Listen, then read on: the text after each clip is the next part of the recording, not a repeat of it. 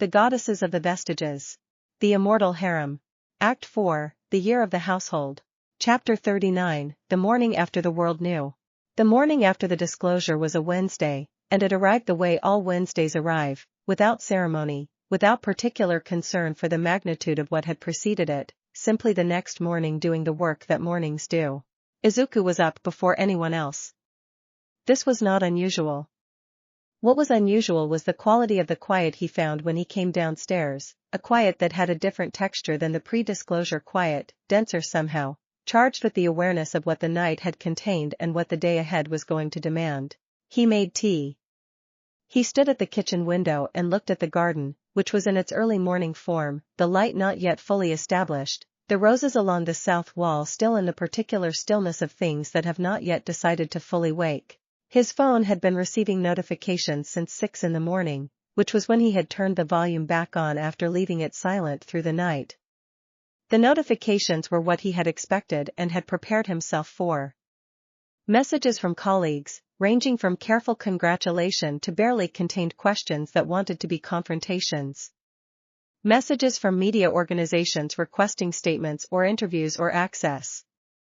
Messages from people he had not heard from in years who had clearly seen the news and needed to respond to it in some way. Messages from a number of people he had never met at all, which was inevitable and which the household had discussed and had plans for. He did not read any of them yet. He drank his tea and looked at the garden and let the morning be what it was. Nana came down at 6:30. She came into the kitchen with the settled quality of someone who had slept well despite the weight of the previous day, which was characteristic of her. She had a capacity for genuine rest that Izuku respected enormously and did not entirely share. She looked at him, read his state with the accuracy she consistently brought to reading him, and went to make her own tea without commenting. She came to stand beside him at the window. They looked at the garden together. "How many?" she asked. He knew she meant messages. "I have not counted.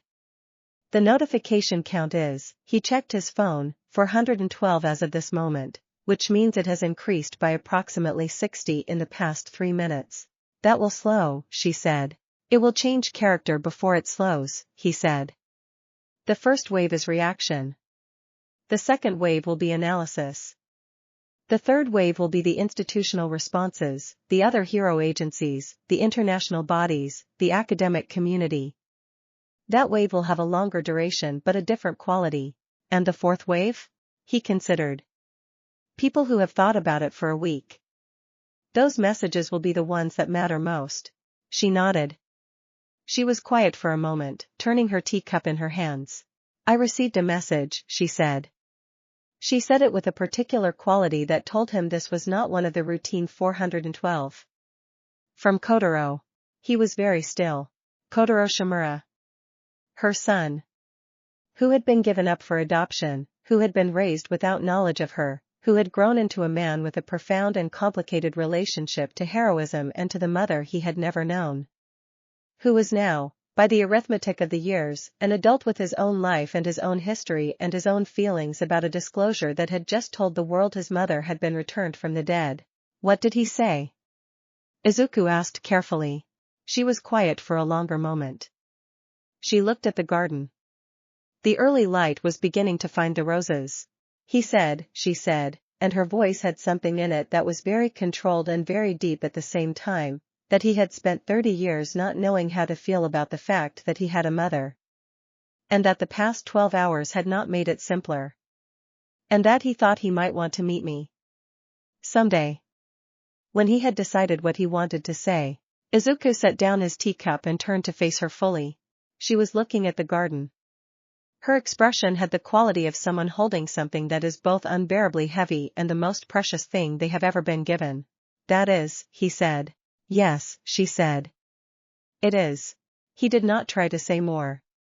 He stood beside her and they looked at the garden together while the morning continued its patient work of becoming the day, and the roses along the south wall came slowly into the light, and the household began to stir above them, and the world outside continued its processing of the night's news, and in the kitchen 2 people held the particular quality of a moment that is too large for language and does not require it.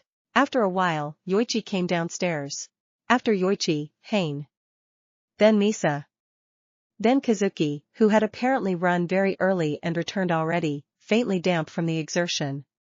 Then Namuri, carrying the particular energy of someone who has been awake for longer than their posture suggests, who had been in her room reading the media coverage with the analytical focus she brought to anything she needed to fully understand before she could engage with it.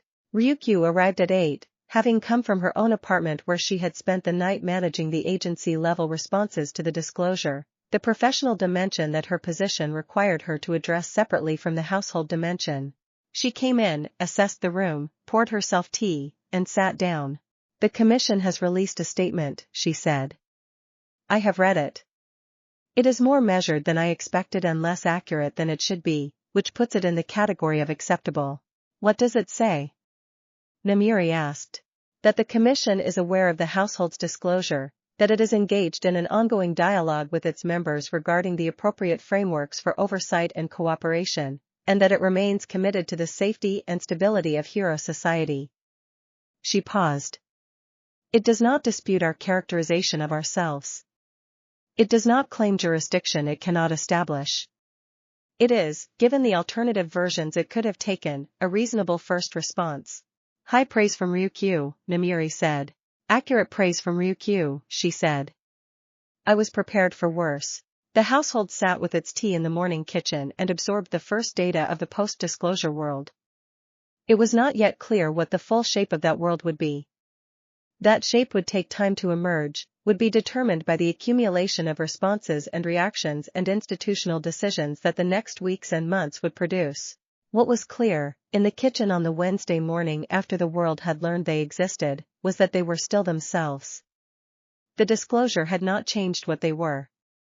It had changed what the world knew about what they were, which was a different and considerably less consequential thing. Yoichi made more tea.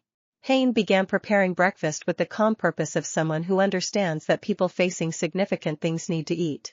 Izuku sat at the kitchen table and answered the first message, which was from the deputy director of the commission, and then the second, which was from a journalist he trusted, and then the third, which was from a current UA student who had apparently stayed up all night and whose message had the quality of someone who is 18 years old and has just had their understanding of the world reorganized and needs to say something about it to somebody. He answered all three. Then he set the phone down and ate the breakfast Hain had made. The day was beginning. They were in it. They were, as they had promised each other they would be, together in it. That was enough. That had always been enough. Chapter 40, the first week of being known.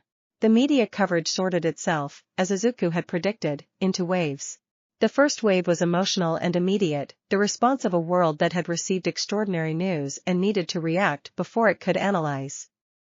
This wave was loud and short-lived and contained everything from reverence to skepticism to the particular category of response that presents itself as skepticism but is actually something closer to fear of having its existing framework challenged.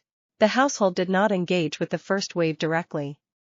They had agreed in the disclosure planning that the initial 48 hours would be for absorbing and assessing, not responding. The document they had released was complete. It did not require defense or elaboration. What it required was time to be read by people who were willing to read it carefully, and that time could not be shortened by additional communication. Namuri found this constraint genuinely difficult. She had spent her career engaging, performing, explaining, meeting the audience where they were and bringing them along through the quality of her communication. Silence in the face of misrepresentation ran against her instincts at a fundamental level. "The third article I have read," she said, on the second morning, with a precision of tone that indicated she had counted carefully, "describes me as Midnight, the deceased hero, apparently reanimated, in quotes, by an unknown mechanism connected to the world's most powerful quirk." The word reanimated is doing significant work in that sentence that I find objectionable. "Yes," Izuku said. "I am not animated. I was never inanimate. The implication of the word is that I am some kind of constructed phenomenon rather than a living person with complete interiority and 18 years of carefully accumulated memories of hero ethics curricula." "Also accurate," he said. "And yet we are not responding." "Not yet," he said. "The response we give in the first week will shape how every subsequent conversation goes. If we respond to the worst version of the coverage we validate the framing. If we wait for the analysis wave, we can respond to the best version of the questions. She was quiet for a moment, doing the internal recalibration that she did visibly when her instinct and her analysis arrived at different conclusions and she was deciding which to follow. You are right, she said, with the specific tone of someone who finds being right in this particular way mildly aggravating. I know, he said. I am sorry. It is a hard constraint to hold. It is, she agreed. Tell me again why it is the right one. He told her again, with the patience he brought to telling people things they already knew that they needed to hear again because knowing and feeling were different processes on different timelines. The second wave, when it came on the third and fourth days, was the quality he had anticipated. Longer pieces. Writers and analysts who had read the document carefully and were engaging with its actual content. Questions about the mechanism, which were thoughtful and which the household had agreed would be answered in general terms that were accurate and not in technical terms that would produce either panic or obsessive focus on the wrong details. Questions about the legal and institutional dimensions, which Ryukyu handled with the precision of someone who had prepared for exactly these questions for months. Questions about the personal dimension, what it was actually like to be the household, to share a life with people from multiple eras, to hold one for all in this distributed and unprecedented way. These questions Izuku answered himself, in a written format he chose deliberately over interviews because the written format gave him the precision that the content required. He described the household the way he had come to understand it, from the inside, with the honest detail of someone who has lived in something long enough to know it at the level beneath its description. He described the morning tea and the basement sessions and the garden. He described the tide in terms that were true and non-technical, as the experience of carrying a great thing with others and feeling the specific difference that others make to the quality of the carrying. He described Nana's notebooks and Namiri's laughter and Ryukyu's strategic precision and Hain's garden and Kazuki's reliability and Misa's thread work and Yoichi's depth. He described, in terms that were personal and clear without being more specific than the moment required, that the household was a place where love was the structural principle. Not sentimental love. Not love as decoration. Love as architecture, the thing that determined what could be built and what the building could hold. This piece, when it was published, was the one that changed the quality of the public conversation. Not immediately. Real changes in public understanding do not happen immediately. They happen the way seasons happen, through the accumulated effect of many small shifts that are not individually decisive but that are cumulatively transformative. But the direction of the shift was visible by the end of the first week. The reanimation framing receded. The questions became more specific and more genuine. The coverage began to reflect something closer to the actual household rather than the various fictional versions the first wave had generated. Progress, Ryukyu said, reviewing the week's coverage at the Friday evening session that had become their standing assessment meeting. Progress, Izuku agreed. The commission wants a second meeting, she said. The deputy director's office. Not the director. Which is either a demotion of the conversation or a delegation to someone more flexible. The deputy director is more flexible, he said. I have worked with her for 3 years. She thinks institutionally but she is genuinely curious. The director thinks politically. Then the delegation is good, Nana said. It is the best version of what the commission could do right now, Ryukyu agreed. Outside, the May evening was doing its quiet work, and the household was doing what it did at the end of hard weeks, sitting together with the accumulated weight of the week distributed across 9 people and therefore manageable, and the garden was visible through the window, and the roses were in their full first bloom, and the world outside was continuing its slow and imperfect process of understanding what it had been told. They were patient. They had time. They had each other.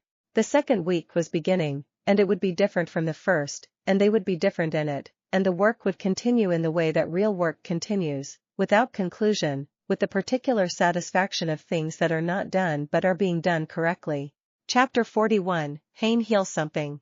The clinic idea came from Hain, which surprised no one who knew her well and surprised everyone who had assumed that her historical era and her quiet manner meant she would wait for others to generate the initiatives. She presented it on a Tuesday morning in the third week after disclosure, in the practical and complete way she had developed for presenting things she had already thought through to their conclusions. There is a rehabilitation facility in the Northern District, she said. It serves heroes who have sustained injuries with long-term consequences, primarily musculoskeletal and neurological damage from sustained high-intensity quirk use. The facility is well run and its conventional care is good. What it lacks is access to someone with my specific capability. Her quirk, the one she had held alongside One for All in her original era, was not combat-oriented. It was precisely what the historical records had indicated, a healing capacity of unusual depth, operating not at the surface level of wound closure but at the structural level of cellular and systemic repair. She could, with sustained focus and sufficient time, address categories of damage that conventional medicine regarded as permanent. "You want to work there," Ryukyu said. It was not a question. "I want to assess whether it is the right context," Hain said. "I have not practiced in a professional medical context in this era. The protocols and documentation requirements are different from what I knew. I would need to understand the current framework before I could function within it effectively." She paused. "But yes. I want to work there. Or somewhere like it. The garden is meaningful to me and the tide sessions are meaningful to me and this household is the most complete context I have ever lived in. But I am a healer.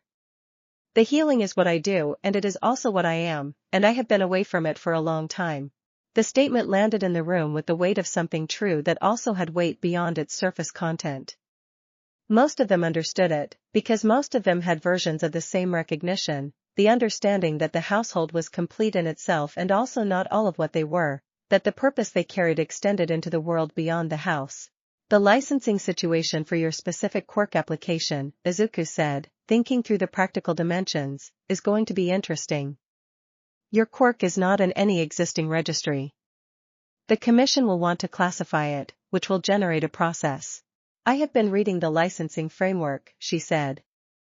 "The category that fits most accurately is specialized medical quirk practitioner. The licensing pathway for that category is through the Medical Hero Commission, which is a subdivision of the main commission but operates with considerable autonomy." A pause. "Ryukyu, you have contacts there." "I do," Ryukyu said. She was already organizing her thoughts around the relevant contacts and the optimal approach, which was visible in the specific quality of focus that came over her face when she was beginning a logistical project. "I can initiate a conversation." Carefully. "The disclosure gives us context that makes the conversation possible but does not guarantee the outcome." "What is the realistic timeline?"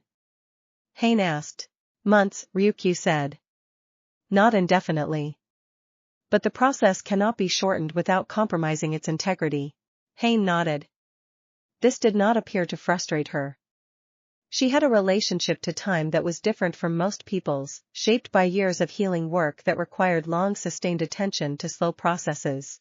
"Then I will use the time to understand the current state of the relevant medicine," she said. "The research literature. The case studies. What has developed since my era?" She looked at Izuku. "Will you help me navigate the research databases?" "Of course," he said. What followed, over the next several weeks, was one of the most genuinely interesting collaborative projects Izuku had been part of, which was saying something given the competition. He and Hain spent 3 to 4 hours several days per week working through the current medical literature on quirk-related physical damage, with Hain bringing her foundational understanding of biological systems and Izuku bringing his analytical framework and his access to research databases and his ability to synthesize across large bodies of material. The gap between what she knew and what the current research showed was significant in some areas and surprisingly small in others. The fundamental principles of the healing she did were consistent with the current biological understanding of cellular repair mechanisms. The specific pathways she had learned to work with intuitively were, in many cases, explicable in terms of current biology, which told her that her quirk had been operating on mechanisms that the medical science of her era had not yet identified. "I have been doing things without knowing why they worked," she said one afternoon, looking at a research paper that described the mechanism her quirk appeared to operate on in terms she had not had before. "Now you will know why they work," Izuku said. "That will make me better at doing them," she said. "Understanding the mechanism gives me more precision." She was already better. The sessions where Hain had attended to members of the household with minor physical issues, The accumulated strains and micro-damages of people who had spent their lives in physically demanding hero work had demonstrated it clearly. Her capacity was intact. Her application of it was becoming more refined as her understanding of the current biological framework deepened. On a Friday afternoon in the fourth week after disclosure, Ryukyu came home with a preliminary schedule for the Medical Hero Commission meetings.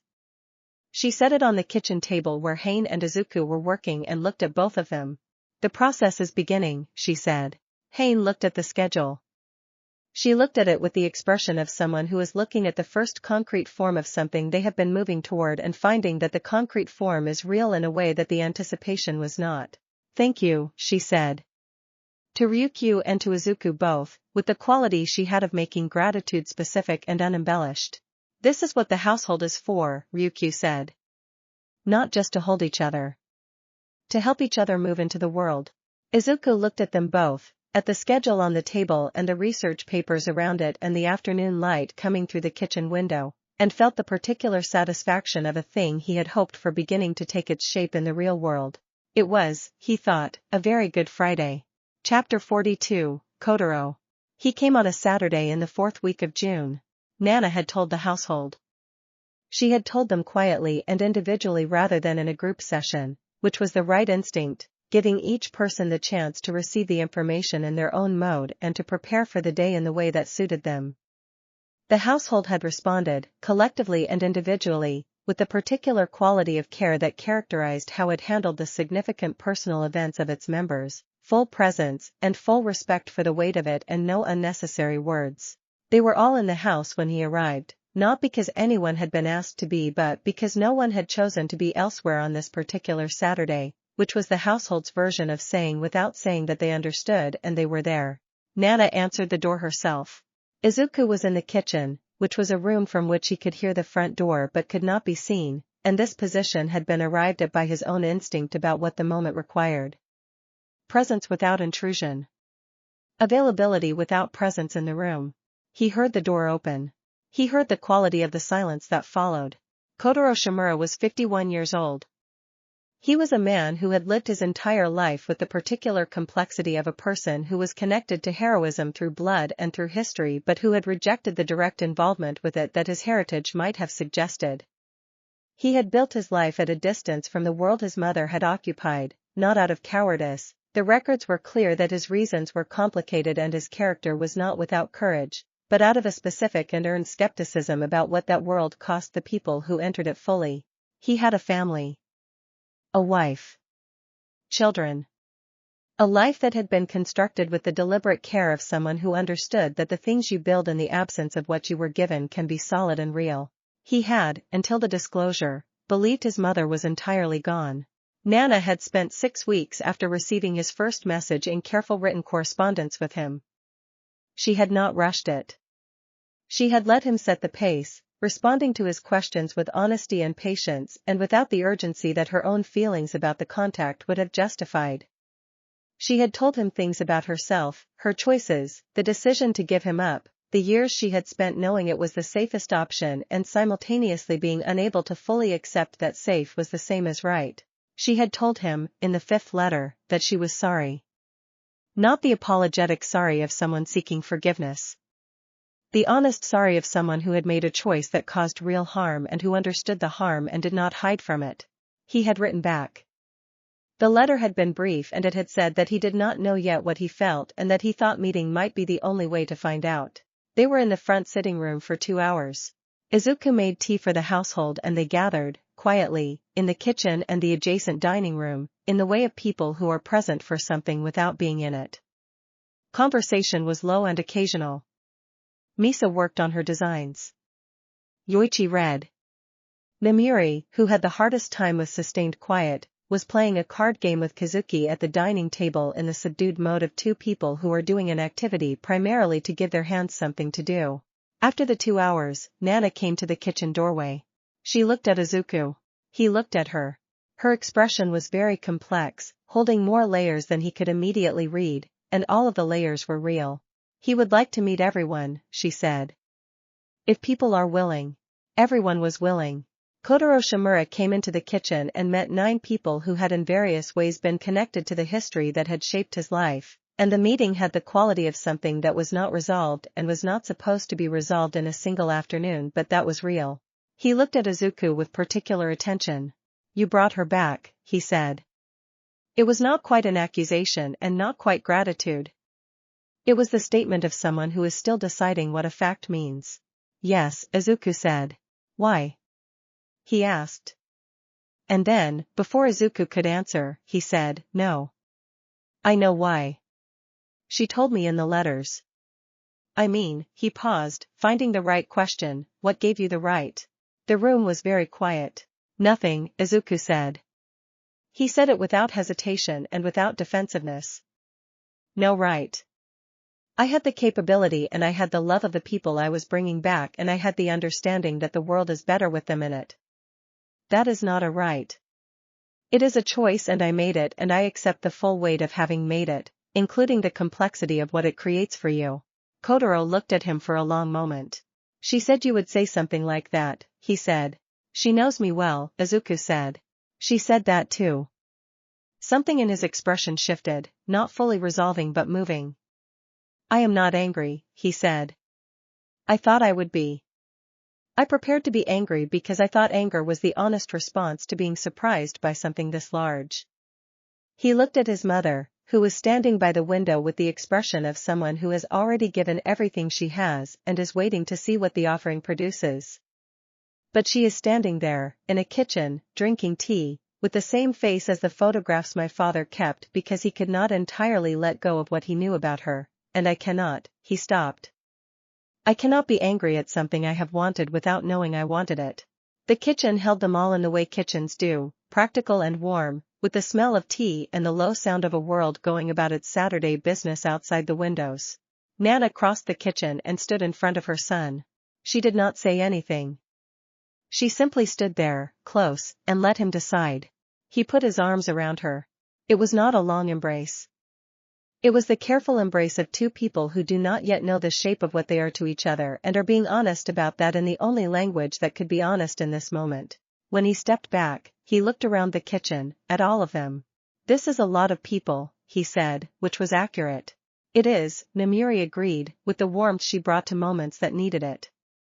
"But we give good tea." He stayed for another hour. He ate the lunch that Hain produced with quiet efficiency. He talked to each member of the household in the brief and assessing way of someone who is collecting impressions to take home and examine. When he left, he shook Izuku's hand at the door. "I will come again," he said. "Not soon. But I will come again." "We will be here," Izuku said. The door closed. Nana stood in the hallway for a moment, looking at the closed door. Then she turned around, and the household was there, all of them, in the way they were always there, and she took a breath that was deep and real. "Thank you," she said. "To all of them." And then, specifically, to Izuku, "Thank you." He nodded. Words were not required and he did not produce them. The afternoon continued. It was a Saturday, and the world was turning through its weekend, and in the kitchen the evidence of the lunch was being cleared with the easy communal efficiency of people who share a life, and the garden outside was in its full June beauty, and a man named Kotaro Shimura was on a train back to his family with something he had not had when he woke up that morning. Not resolution. Something more foundational than resolution. The beginning of knowing what to do with the truth. Chapter 43, The Commission Negotiation. The second commission meeting was in a smaller room than the first. This was significant. Smaller rooms meant smaller delegations, which meant the commission had shifted from the institutional mode of the first meeting, where the size of the room and the number of representatives communicated the seriousness with which the institution was taking this situation, to a more negotiatory mode, where the reduced size communicated a desire for actual conversation rather than formal positioning. Ryukyu had noted this when the meeting was confirmed and had adjusted the household's delegation accordingly. She and Izuku and Nana. 3 people, which matched the commission's delegation of the deputy director and 2 senior staff. Deputy Director Arima was a compact and precise woman who conducted herself in the manner of someone who had decided very early in her career that intelligence and directness were more useful than political maneuvering and had built her reputation on that decision.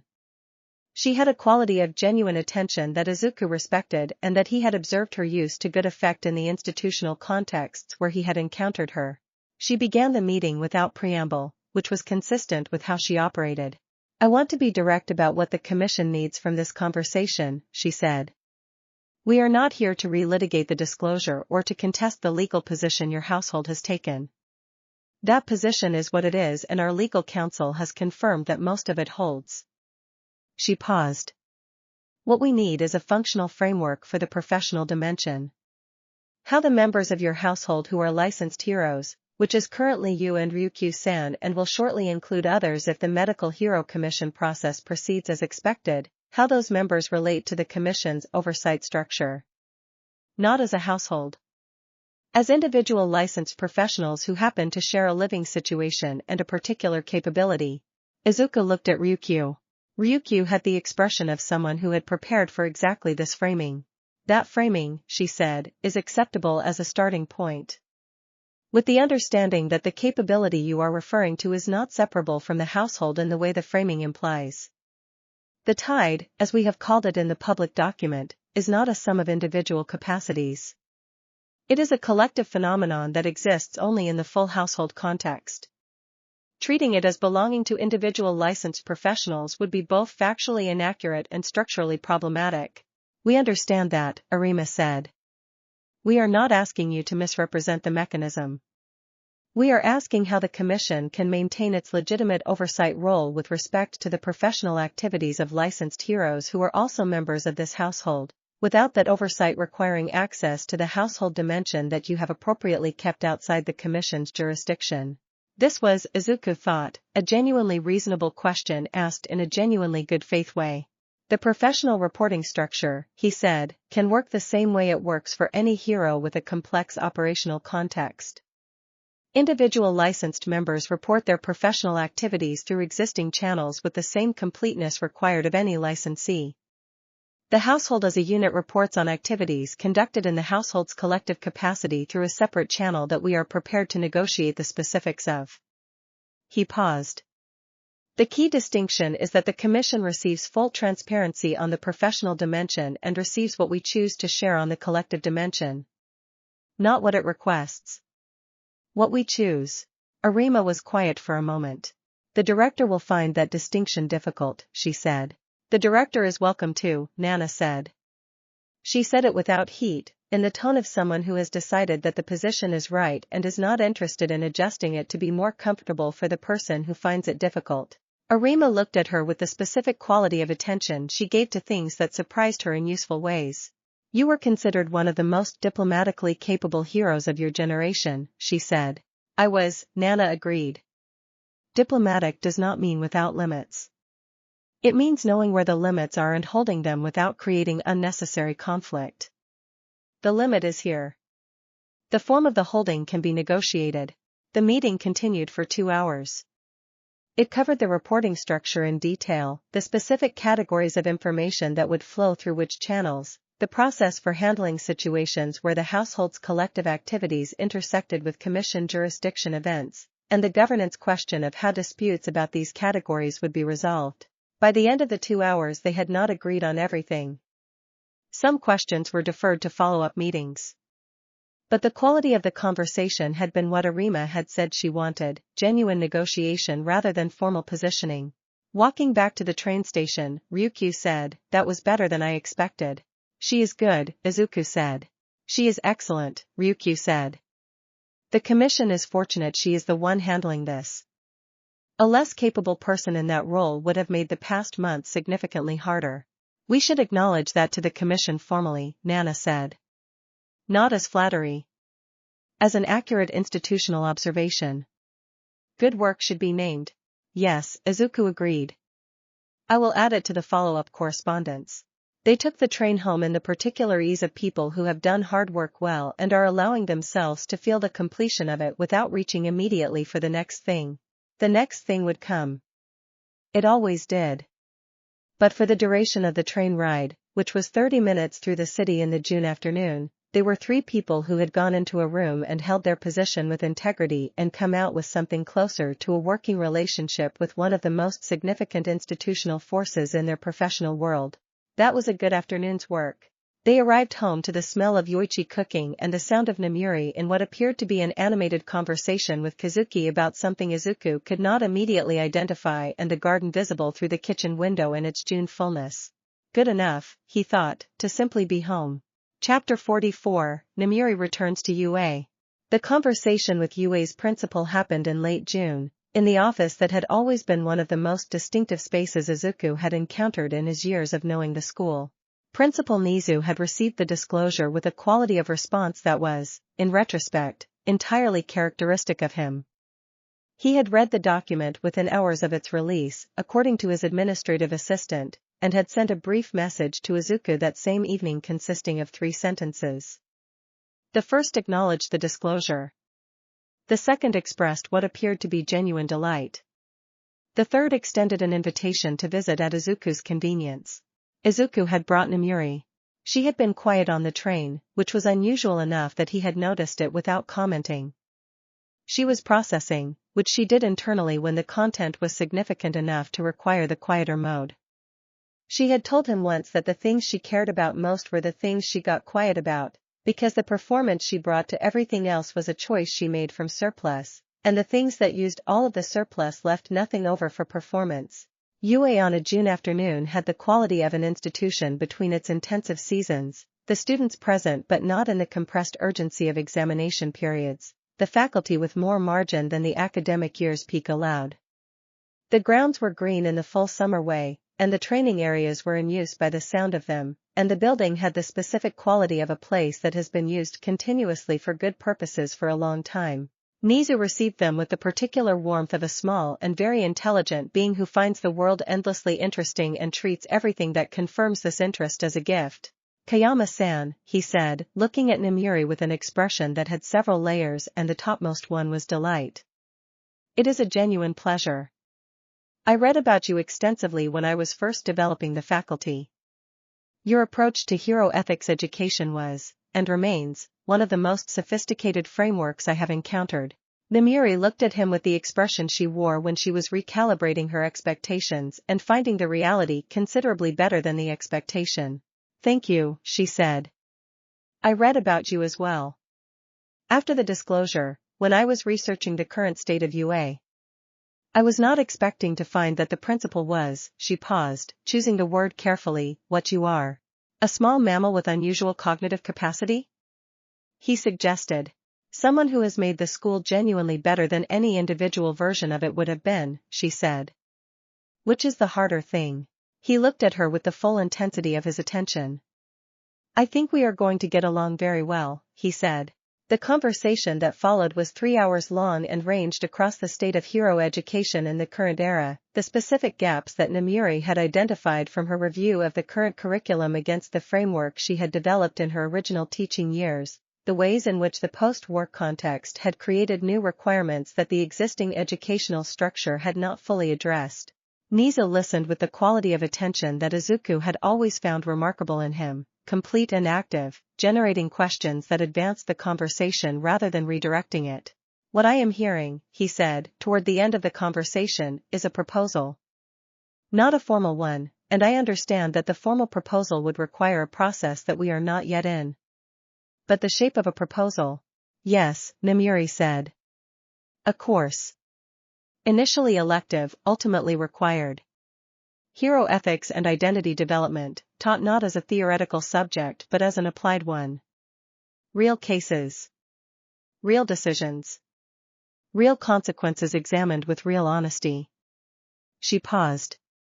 Taught by someone who has died in the service of the values she was teaching and who is now back to talk about what those values actually cost and what they actually produce. The room was quiet for a moment. That, Nizu said, is a course I would have offered her tenure to teach. Namuri looked at him. The licensing situation is being processed, Izuku said. The timeline is several months. The content development can happen in parallel. Content development can begin immediately, Nizu said. The institutional engagement can formalize when the licensing allows. The school can engage with external advisors without the licensing requirement. He looked at Namuri. If you are willing to function in an advisory capacity in the interim. I am willing, she said. They left UA in the late afternoon, in the particular quality of June light that is already beginning to think about summer in the earnest way, and Namuri was not quiet on the way back. She was talking, quickly and with the energy of someone who has been given the green light on something they have been waiting for, about the course content, the case studies she wanted to use, the pedagogical approach, the specific things she wanted the students to understand that she had not managed to communicate effectively enough in her previous teaching years and now had the perspective to approach differently. Izuku listened and occasionally asked questions that refined the thinking without interrupting the flow of it. On the train, she stopped talking for a moment and looked at him. This is because of you, she said. All of it. The household and the chance to do this work again. I want you to know that I know that, and I want you to know that I do not take it lightly. You would have found your way back to teaching regardless, he said. The capability was always yours. The capability and the opportunity are different things, she said. You provided the opportunity. Accept the acknowledgement. He accepted it. He had been working on accepting acknowledgement. It remained a work in progress, but he was getting better at it. You are going to be an extraordinary teacher, he said. You were before. You will be more so now. She looked at him for a moment, and the warmth she brought to him specifically was in her expression in the particular way it had, not showy, not performed, genuine in the way of something that has had a long time to settle into its real form. Thank you, she said. The train carried them home through the June evening, toward the house in the Western District and the dinner that would be waiting and the household that would want to hear how it had gone. It had gone, she would tell them, exactly right. Which was not the same as perfectly. But it was better. Chapter 45, Misa's work becomes real. The design process took 3 months. Misa was not someone who rushed. This was a consistent quality that manifested differently in different contexts but was always recognizable, the same patience she brought to the tide, the same attention to structural integrity she brought to the garden's stone path when she had joined Hain one morning in repointing the mortar between the stones, the same care she had brought to the hero costume designs of her original life. She had been working on the household materials since the winter, through the disclosure and its aftermath and the early summer of increased public attention and institutional negotiation. The work had proceeded in its own time, responding to the household's actual development rather than to any external schedule. By July she had something to show. She presented it at a household session, which was the form the presentation took not because anyone had suggested it should be a household session but because that was the form that fit the content. The work was for all of them and it belonged to be seen by all of them together. The materials were not costumes in the traditional hero sense. She had been deliberate about this from the beginning. The household was not a hero team in the conventional configuration, with matching uniforms and a logo and the visual language of institutional membership. It was something else, and the materials needed to reflect what it actually was rather than what existing visual language would make it legible as. What she had designed was closer to the concept of workshop clothes. Practical, high quality, made from the technical fabrics that the current era had developed and that she had spent several months learning in the way she learned everything, systematically and with genuine pleasure in the technical detail. Each piece was individual, reflecting the specific person who would wear it rather than imposing a common aesthetic. What unified them was not appearance but the quality of material and construction. And a single element that was the same across all of them, a small mark worked into the fabric in a particular position. She had designed the mark herself. It was simple, the kind of mark that resolves into clarity only when you have looked at it long enough, and what it resolved into was a wave, not cresting, not breaking, but in full motion, carrying everything it carried without losing its shape. The tide, Yoichi said, when he saw it. Yes, she said. The household tried the materials and the response was immediate and consistent. They fit, in the full sense of the word, in the sense that things made with specific attention to the actual person always fit, differently from the standard sizing of manufactured goods. Misa had spent months paying attention to how each of them moved, how they inhabited space, what kinds of constraint were present in their existing clothing that she could remove, what kinds of support were absent that she could add. Kazuki put on the jacket she had made for him and stood for a moment and then said, in his economical way, "This is the best thing anyone has made for me." Misa did not appear to react to this. Izuku, who had learned to read her version of reaction, saw the small shift in her expression that was her equivalent of profound satisfaction. Namiri's response was characteristically direct. She put on the blouse, which was technically simple and extraordinarily precise in its cut, and turned to look in the mirror that Misa had set up for this purpose, and said, "You understood something about me that most people who have made things for me did not understand." "What?" Misa asked. "That the performance I put into the world and the person behind it are both real and both need to be accommodated," Namiri said. "Most things are made for one or the other. This fits both." Misa was quiet for a moment. "Yes," she said. "That is what I was trying to do." Izuku's piece was last.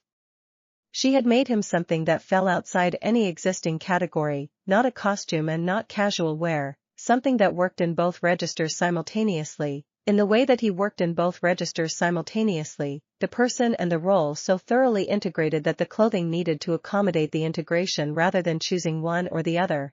He put it on. He looked at it, not in the mirror but at the fabric in his hands, the specific quality of it, the weight and the texture and the small wave mark worked into the inner seam in the position she had chosen. "How did you know?" he asked.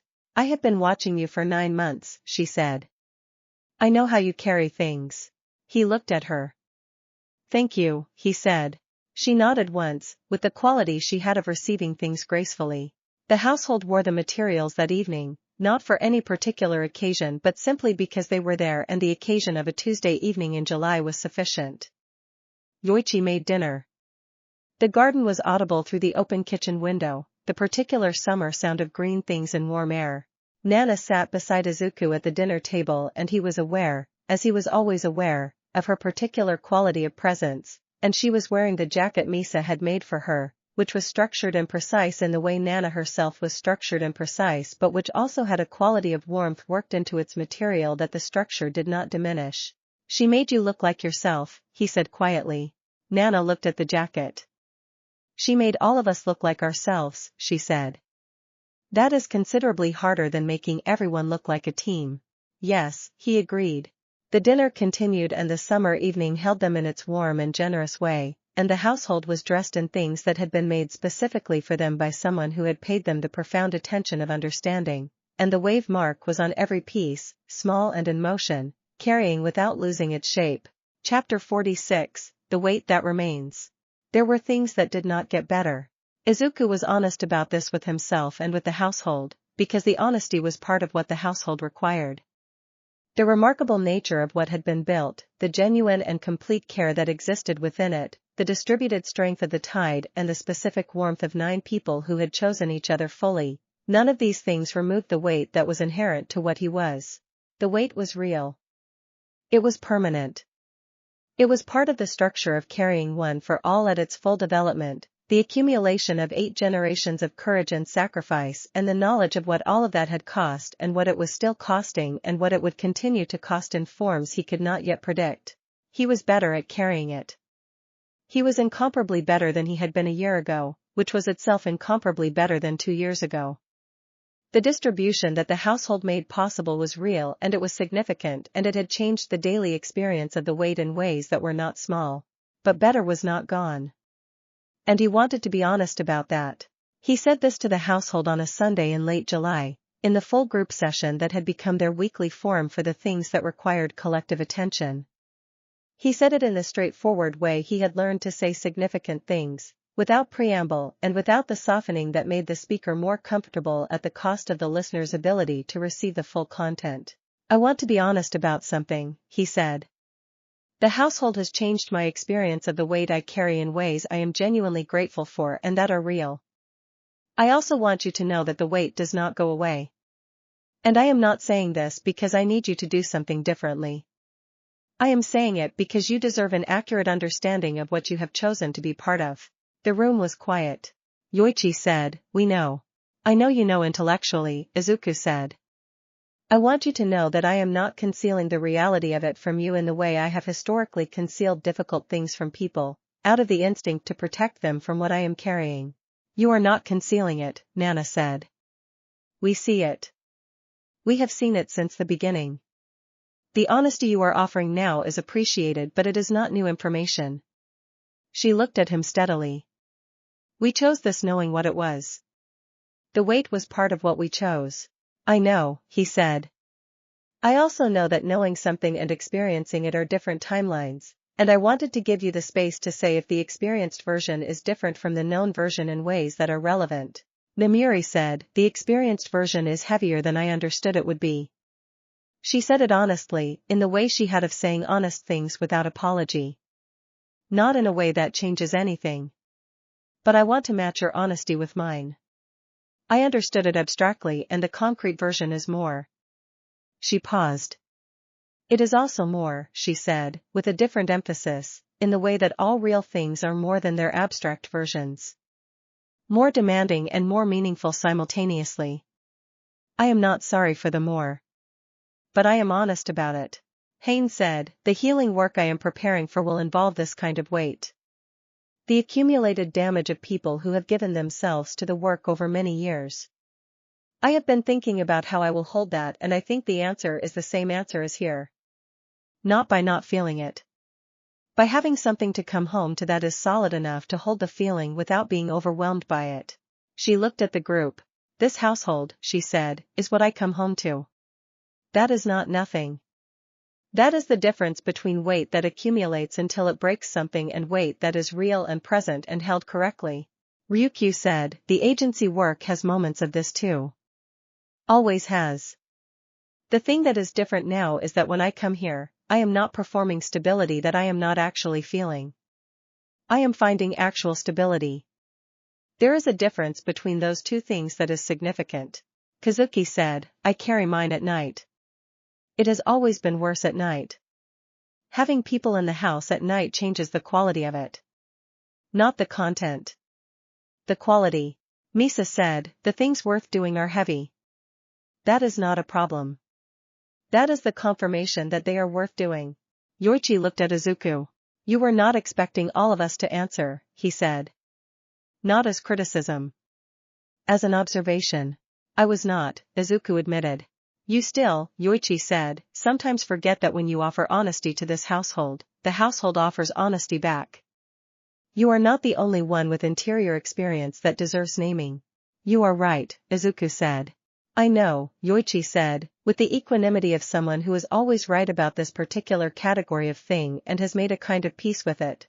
The Sunday session continued.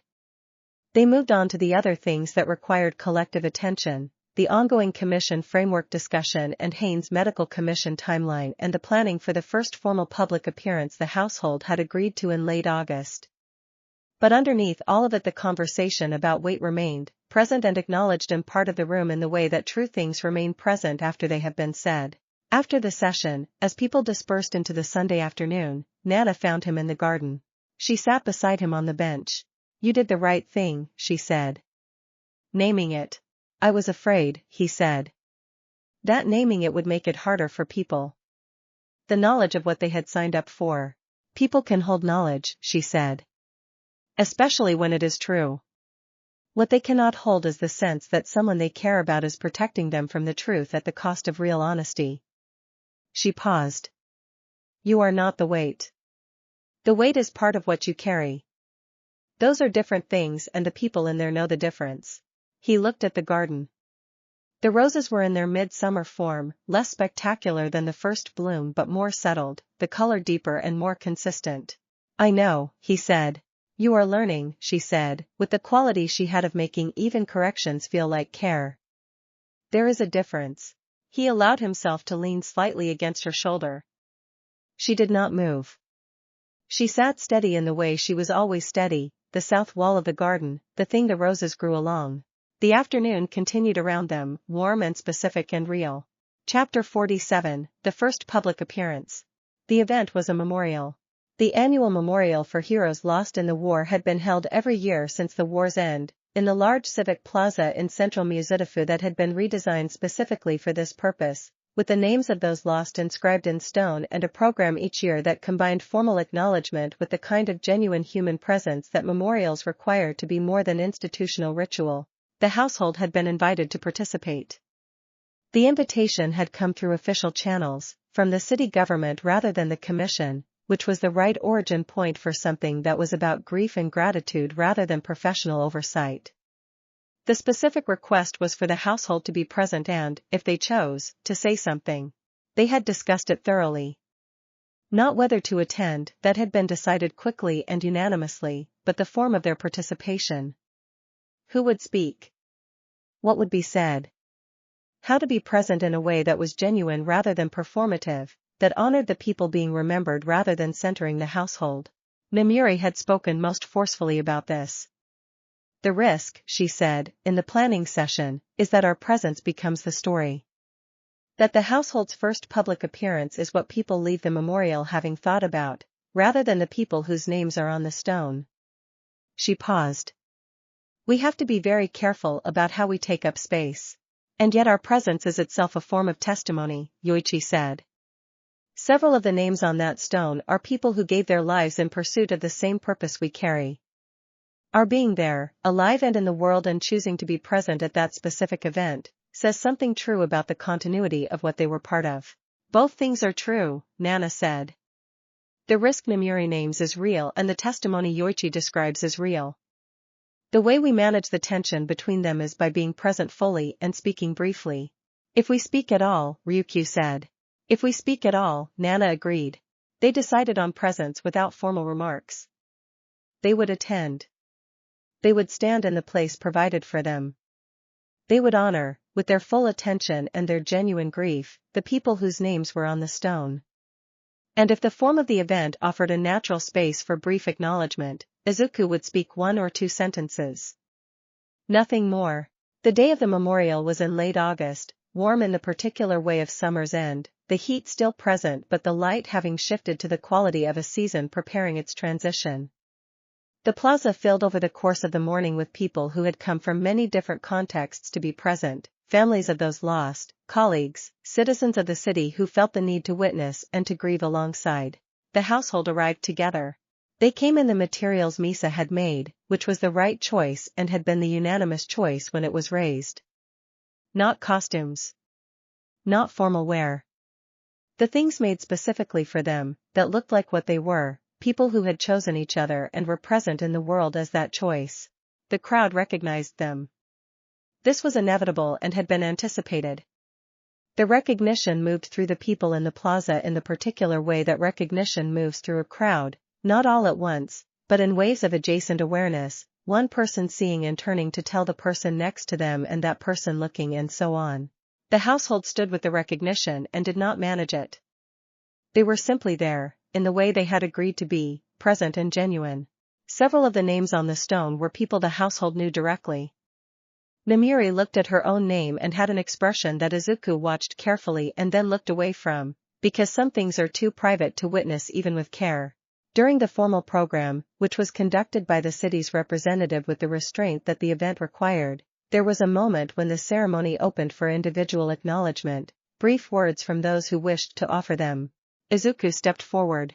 He stood at the front of the plaza, before the stone with its inscribed names, and he looked at the people gathered there, hundreds of them, and he said, "The names on this stone are people who understood that the weight of protecting others is real and that carrying it costs something. They carried it anyway. We carry it still.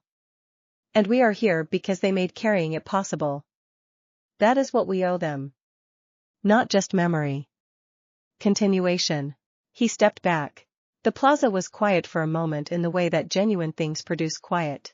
Then the program continued, and the household stood with it, and when the formal portion ended they remained for a long time in the plaza, speaking to people who came to them, many people, some with specific things to say and some simply needing proximity to whatever they understood the household to represent. Nemuri spent a long time with a group of people who had been her students, her original students, who had found each other in the crowd with the group instinct of people who share a particular kind of formative experience. She stood with them with the quality of someone who is fully present in a thing she has wanted for a very long time and is not going to spend any of it thinking about anything else. Izuku watched from a short distance. He watched her with his students, the warmth of it and the complexity of it and the realness of it, and he felt the rightness of what the household had made possible and the cost of what the stone recorded and the way those two things were not in opposition but were parts of the same larger truth. When the household gathered to leave, late in the afternoon with the summer light going toward gold, they were quiet in the way of people who have carried something heavy together and have done it well. They walked back through the city in the evening light, 9 people who had been to a memorial for some of what they had lost and some of who they had been, and the city around them was full of the ordinary evidence of continuation, people going about their evenings, shops lit, children running in the park that they passed. Nobody spoke until they were nearly home. Then Yoichi said, very quietly, "That was right." "Yes," Nana said. "That was right." The house received them with its warmth and its particular smell of the summer garden through the open windows, and the evening gathered around them in the way evenings gather around people who have been somewhere significant and are returning to the place they belong. Chapter 48, Izuku and Nana in the garden at night. It was August's last week. The summer had a quality in its final stretch that was distinct from any other point in it, fully itself and already beginning its leave-taking simultaneously, the way very present things sometimes reveal their temporariness most clearly right at their peak. The garden at night in late August was something Izuku had come to know well. He had been out here in all its iterations, the cold bare patience of winter and the tentative emergence of early spring and the full green generosity of summer, and this version of it, the roses at their late season depth of color and the herbs in their productive middle age and the stone path warm from the day's heat, was his favorite. He was not surprised when Nana came out. She came without announcement, which was her way, and she brought nothing, no tea, no notebook, just herself in the quiet way she inhabited space at this hour, without any of the professional gravity that was her public register and with the particular quality of presence she had that was more than the absence of the gravity. She sat beside him on the bench. The garden night held them in its familiar way. They had been like this many times now. The garden had become their place in a specific sense, the way certain places become the place for certain people, not by designation but by accumulated significance. They had been here in winter when he had said the direct thing and she had said it back. They had been here in the mornings and the evenings and the occasional midnights when one or both of them had something to think about that needed the outside. "I have been thinking," she said, "about the kind of person I am becoming." He looked at her. "Not the person I was," she said. "I know who that person was. I have lived with her for a lifetime and a half and she is real and she is still present in me in all the important ways." She paused.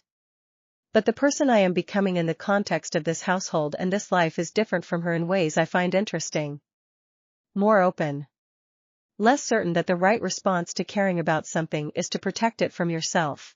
"That is," he said slowly, "a significant change." "It is," she agreed.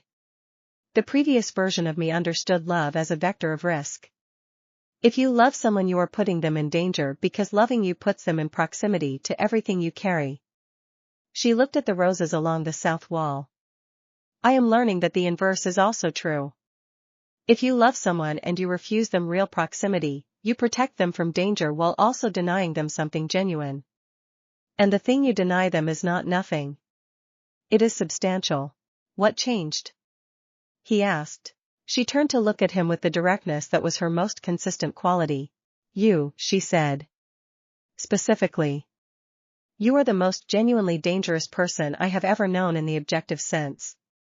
The power you carry, what it can do at its full capacity, is larger than anything I encountered in my entire hero career. And you are also the person in whose proximity I feel the least afraid."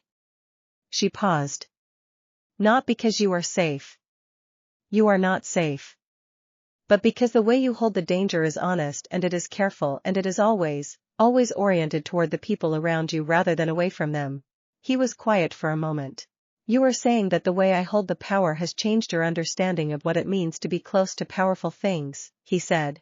"I am saying," she said, with the precision she brought to things she had thought about carefully, "that you have taught me something I did not know I needed to learn. Which is that proximity to the right person, even the most dangerous right person, is safer than distance from everyone." The garden night held them. He had been patient for a long time.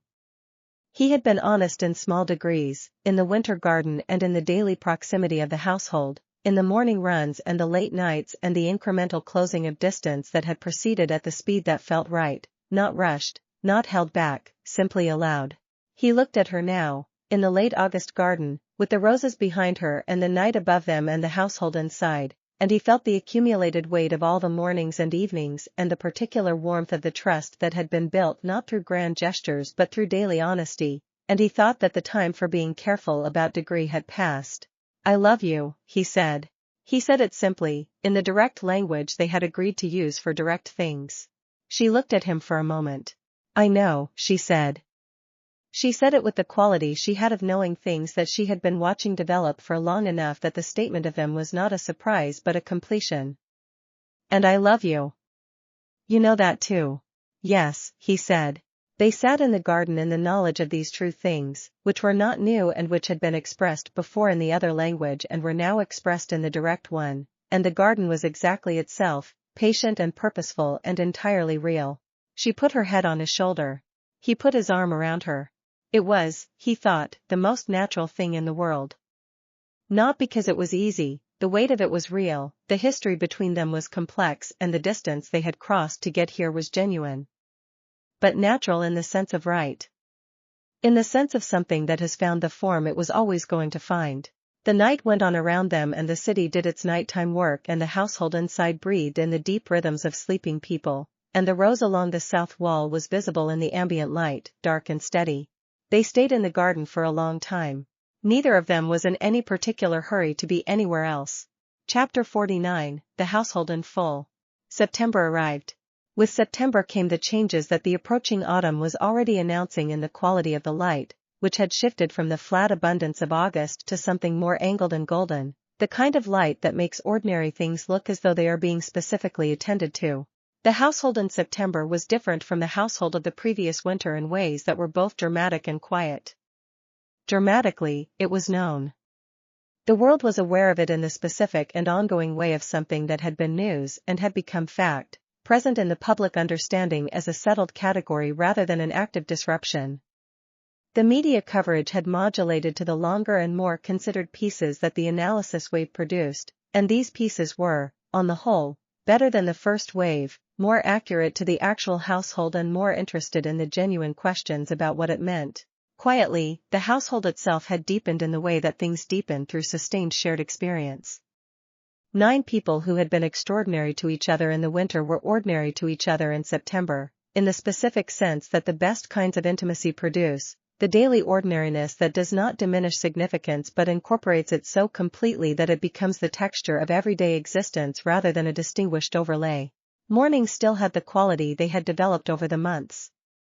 Yoichi's cooking remained excellent and had expanded in range as he encountered more of the current culinary landscape. Hain's garden was in its late summer fullness, the herbs productive and the roses in their final bloom of the year, rich and unhurried. Misa was working on a second set of materials, a more formal version for occasions that the first set did not adequately address, with the same patient attention to the specific person that had characterized the first. Kazuki had begun running in the early mornings with Izuku on a semi-regular basis, which was an addition to the household's routines that had developed without announcement or agreement, simply through the natural convergence of 2 people with compatible habits discovering that the habit was better shared. They ran without much conversation, which suited them both, and returned to the house in the particular ease of shared physical effort completed. Namiri's advisory engagement with UA had formalized into a weekly presence that had, over the 2 months since the initial meeting with Nizu, evolved into something closer to the actual teaching role she had envisioned. The licensing process was still in progress, but Nizu had found a creative interpretation of the advisory category that gave her access to classrooms and students while the formal credentialing was completed. She came home from UA on the days she was there with the specific energy of someone who has spent hours doing the thing they are made for.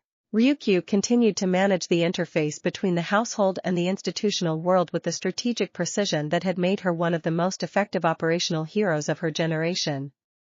The commission framework had settled into a working arrangement that was not perfect and was not meant to be perfect, but that functioned. She had also, over the summer, begun a parallel initiative that she had not announced to the commission and had described to the household as exploratory, a quiet outreach to several other hero agencies whose leadership she trusted, sharing in general terms the model the household represented and asking what questions it raised for them about their own operational structures. The responses had been more positive than any of them had predicted. Hain's medical hero commission process had moved into its final assessment phase. The date for her formal evaluation was in October, which meant that by the following month she would have a clear answer about the licensing pathway. Her preparation was thorough in the way all of her preparation was thorough, complete without being anxious, the work of someone who understands that preparation is the form of care you give to the thing you are trying to do.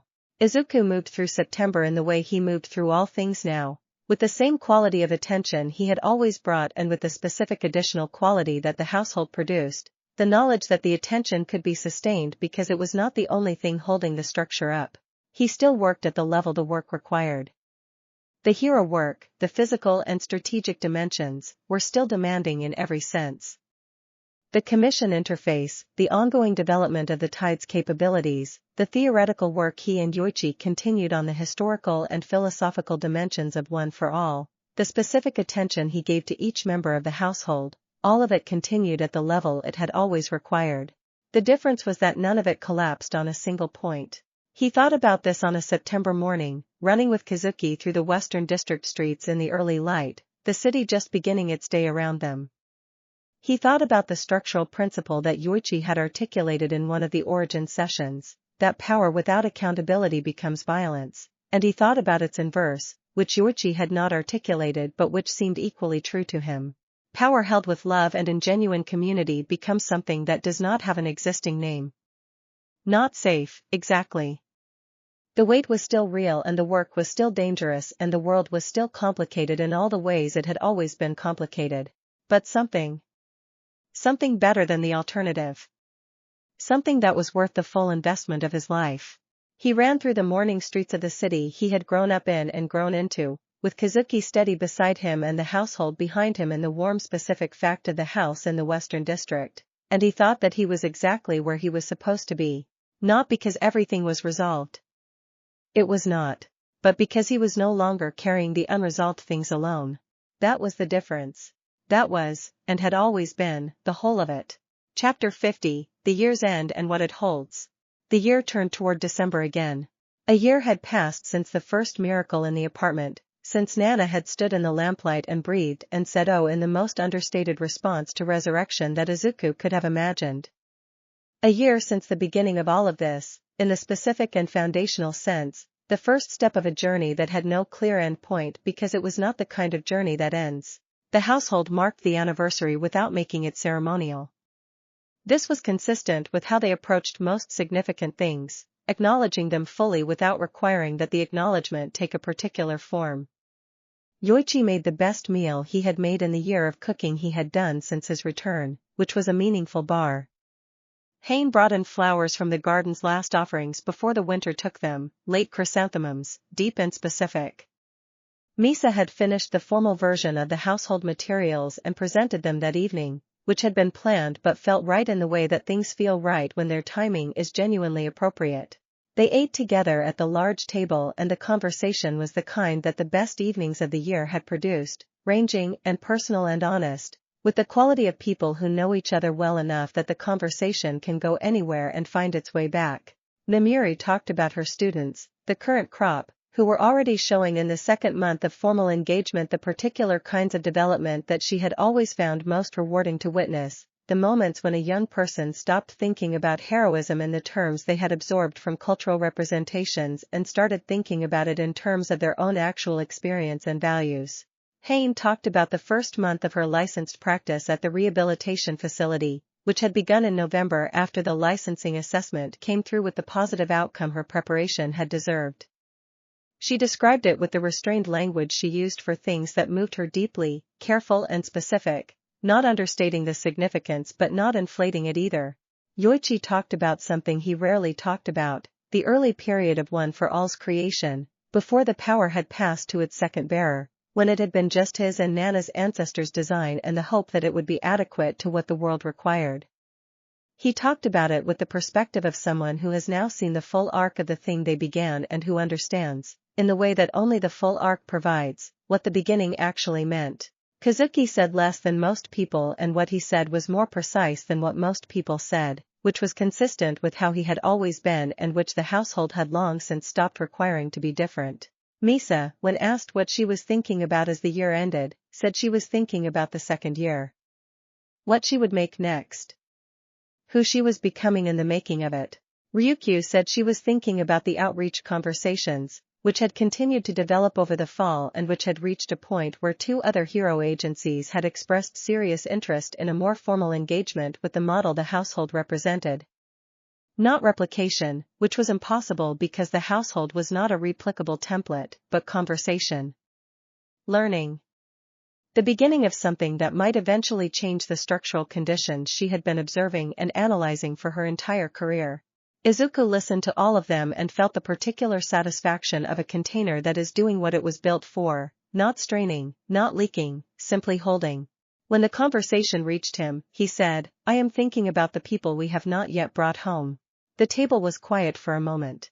It was Yoichi who had first articulated the possibility that the mechanism might reach beyond those already connected to One for All, in the session where Izuku had presented the theoretical framework of impression-based restoration. The possibility had not been developed into a plan. The year had been full of other necessary things, the disclosure and the institutional work and the household's own consolidation, but the possibility had been present. It had been one of the things, like Haynes' clinic work and Namiri's return to teaching, that was always going to happen when the foundation was solid enough. "You have been thinking about who?" Nana said. It was not a question. "Yes," he said. "And?" He looked around the table. He looked at each of them, the specific faces of the people who had come to him through the most extraordinary sequence of events he could conceive of and who had become the most ordinary and essential facts of his daily life. "There are heroes in the historical record," he said, "who were lost before their work was finished. Not just the recent losses. Further back. People who understood things about heroism that the record preserved only partially, because the people who could have preserved it fully did not survive long enough to do so." He paused. "The mechanism reaches as far as the impression is complete. I have spent the past 6 months building impressions from secondary sources, from everything the record preserved, with help from Yoichi's historical depth and Haynes' pattern recognition and all of you. How complete are they?" Misa asked. "Sufficient," he said. "Not perfect. But the threshold the mechanism requires is not perfection. It is fidelity. And we have achieved fidelity in several cases." The table held the information in the way it held significant things, without panic and without false calm, in the genuine and grounded way of people who have already been through extraordinary things and who understand what extraordinary actually requires of them. "How many?" Ryukyu asked. 3, he said. "To start. With the understanding that each one changes what is possible for the next." Nana looked at him with the expression that was her version of complete presence, the one that looked past the surface of a thing to its actual depth and held what it found there without flinching. "Then we plan it carefully," she said. "And we do it right." "Yes," he said. The December evening continued around the table, warm and specific, and the garden outside was in its winter patience again, the roses cut back and the soil prepared, and the house was full of the sound of people who were together in the way that mattered. 1 year. 9 people. A world that knew them now. A year of work done with everything they had. And ahead, in the January that was always coming, the next step of something that did not have an end because it was not that kind of thing. It was the other kind. The kind that deepens rather than concludes. The kind that gives more the more you give to it. The emperor and his court sat at the table in the year's last warmth, and the weight was distributed, and the work was real, and the love that held it all was the architecture of everything. Outside, the December night was patient and full of stars. Inside, 9 people who had been given back to the world and to each other held the warmth of a year that had made them what they were, and made plans for the year that would make them more. The fire of One for All moved through all of it like a living river, warm and ancient and fully, completely, irreversibly theirs. The goddesses of the Vestiges. The Immortal Harem. Act 5, the second year. Chapter 51, The New January.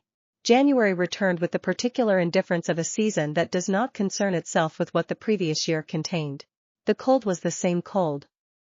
The shortness of the days was the same shortness.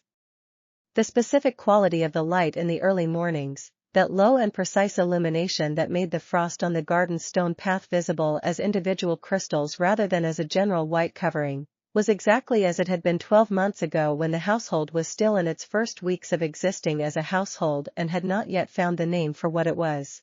What was different was everything else. Izuku noticed the difference in the way he moved through January's mornings.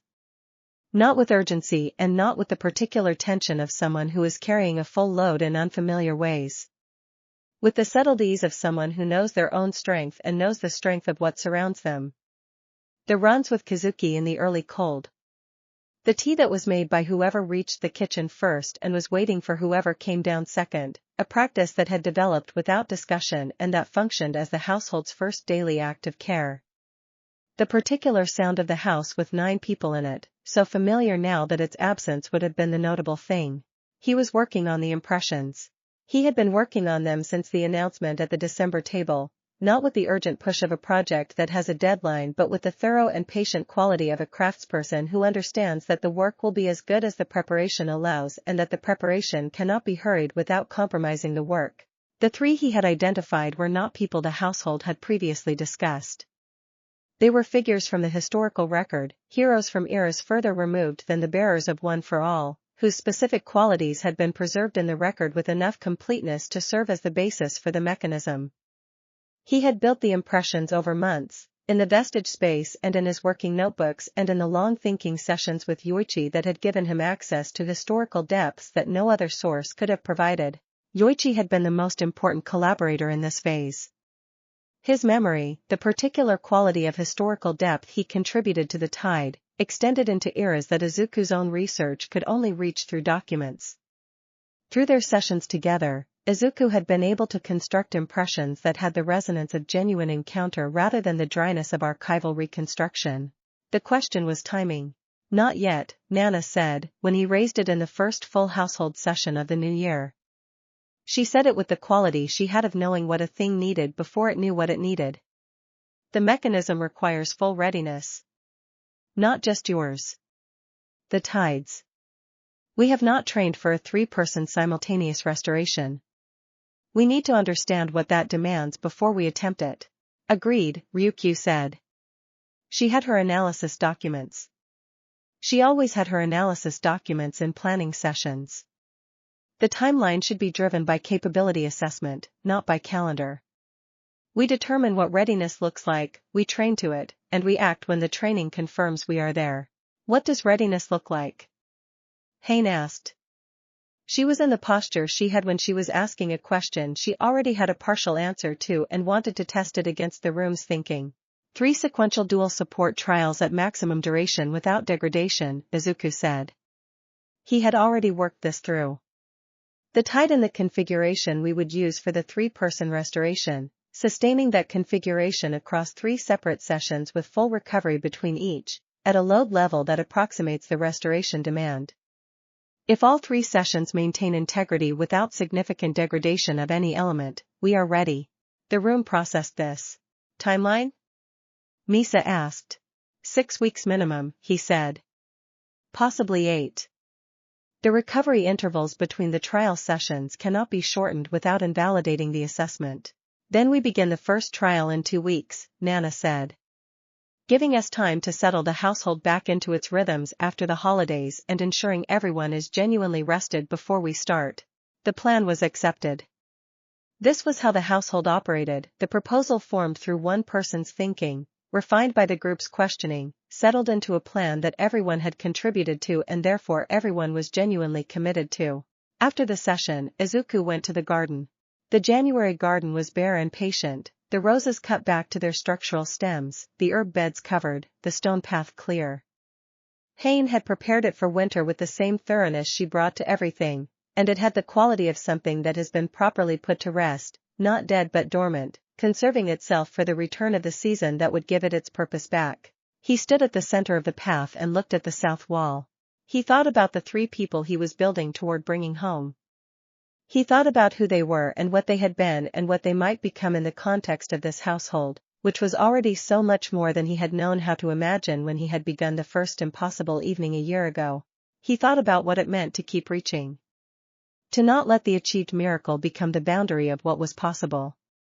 To keep asking what the power was actually for, at its full depth, held correctly, distributed with love. The cold garden waited around him. He was ready to find out. Chapter 52, What Ryukyu Builds. The outreach initiative had a name now. Ryukyu had not assigned the name. It had emerged from the conversations she had been conducting over the fall and winter with other hero agency directors and senior heroes whose professional trust she had earned over years of exceptional work. They had begun calling what she was describing the distributed model, which was accurate in the way that names that emerge from use are often more accurate than names that are assigned by design. The distributed model was not the household. It was not replication. It was the question the household raised, taken seriously by people who had the institutional position to do something with the answer. The question was, what if the structural isolation of the most capable heroes in any given organization was not inevitable? What if the mechanisms of support and accountability that existed for everyone else in those organizations could be redesigned to function at the highest levels as well as the lower ones? What if the most powerful people in hero society were also the most genuinely held, by real relationships and real shared responsibility, rather than the least held because the assumption was that their power made holding unnecessary? She had been talking about this for months. What she had found, in the conversations with the dozen or so people she trusted enough to have the conversation with, was that the question resonated at a level that surprised even her. Because everyone at a certain level of this work, she said to Izuku, on a January evening when they were both in the study going over the correspondence from the latest round of outreach conversations, has felt the isolation. Not all of them have named it as a structural problem. Some of them have understood it as a personal limitation, something specific to themselves, evidence that they were not suited for the isolation that the role required. She paused. But when you describe it as a structural problem rather than a personal one, and when you show them an alternative, the response is, she looked for the word, relief. Not excitement. Relief. As if something they had quietly believed was impossible has been shown to be merely difficult. And difficult is something they know how to work with, Izuku said. Yes. These are people who became top-level heroes. They know how to work with difficult. He looked at the correspondence. Several dozen names. People at the level of Ryukyu's own professional standing, which meant people who carried significant weight and understood what carrying it cost. What is the next step? He asked. A gathering, she said. Not a conference in the formal sense. Not an institutional event. Something closer to what we did here, in the early months. A conversation among people who are willing to be honest about what their work actually requires, rather than performing the invulnerability that the public role demands. And you want to host it? I want us to host it, she said. The household. Here. Because the household is the demonstration. Not an argument or a theory.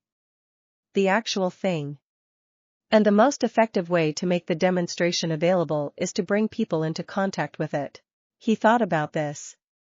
There were implications that required careful navigation, the relationship with the commission, the security considerations that any gathering of highly capable heroes at a private residence would involve, the question of how the household's members felt about their home being the site of a professional initiative.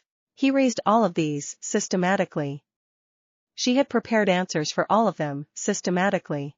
The Commission, she said, under the framework we negotiated, has no jurisdiction over social gatherings at private residences attended by licensed heroes. There is no notification requirement. There is no approval process. They will be aware of it, he said. Yes. We are not concealing it. We are simply not requesting permission for something that does not require permission. The household's comfort with the use of the space. I will raise it with everyone individually before I raise it collectively, she said. Not as a presentation for approval. As a genuine question about whether people want this in their home. She did. Over the following week she spoke with each member of the household individually, with the quality of genuine inquiry that characterized how she handled things that were personally significant. Every member said yes, with varying degrees of condition. Namiri's condition was that she be allowed to be involved in the hospitality, which she framed as a professional requirement. Kazuki's condition was that the gathering have a defined end time. Misa's condition was that the kitchen remain accessible to her during the event because she intended to have tea available throughout and was not prepared to negotiate on this point. These are, Ryukyu said to Izuku afterward, with the expression she used when she was genuinely amused, reasonable conditions. Misa's is my favorite, he said. Misa's is everyone's favorite, she agreed. The gathering was scheduled for late February. 14 people, in addition to the household, representing 10 different hero organizations across 4 regions. Not an enormous number, but the right number for the kind of conversation Ryukyu had described, small enough to be genuine. She spent the weeks before the gathering preparing with the thoroughness that was her signature. Not preparing arguments or presentations. Preparing conditions. The physical arrangement of the space, which required careful thought about how to configure a room that would be comfortable for a group of highly capable people who were accustomed to very different kinds of professional contexts. The sequence of the conversation, which she did not want to script but wanted to give a shape that would allow the significant things to be said. The specific information she would make available about the household and the tide, which required the same calibration that the public communication had required, truthful and not exhaustive, honest about the significant dimensions without producing the technically interesting details at the expense of the humanly important ones. She also, in a move that Izuku found quietly eloquent, asked Yoichi to be present and available for conversation throughout the gathering rather than assigned to any specific role within it. Why Yoichi specifically? He asked. Because he is the beginning, she said. And when people understand what they are in contact with when they are in contact with this household, I want them to be able to sit with the person who started it. Not as a symbol. As a person. Who will talk to them the way he talks to us, with the complete honesty of someone who has been waiting a very long time for the right moment and has found that this is it. Izuku looked at her for a moment. You are, he said, extraordinarily good at this. Yes, she said simply. I know.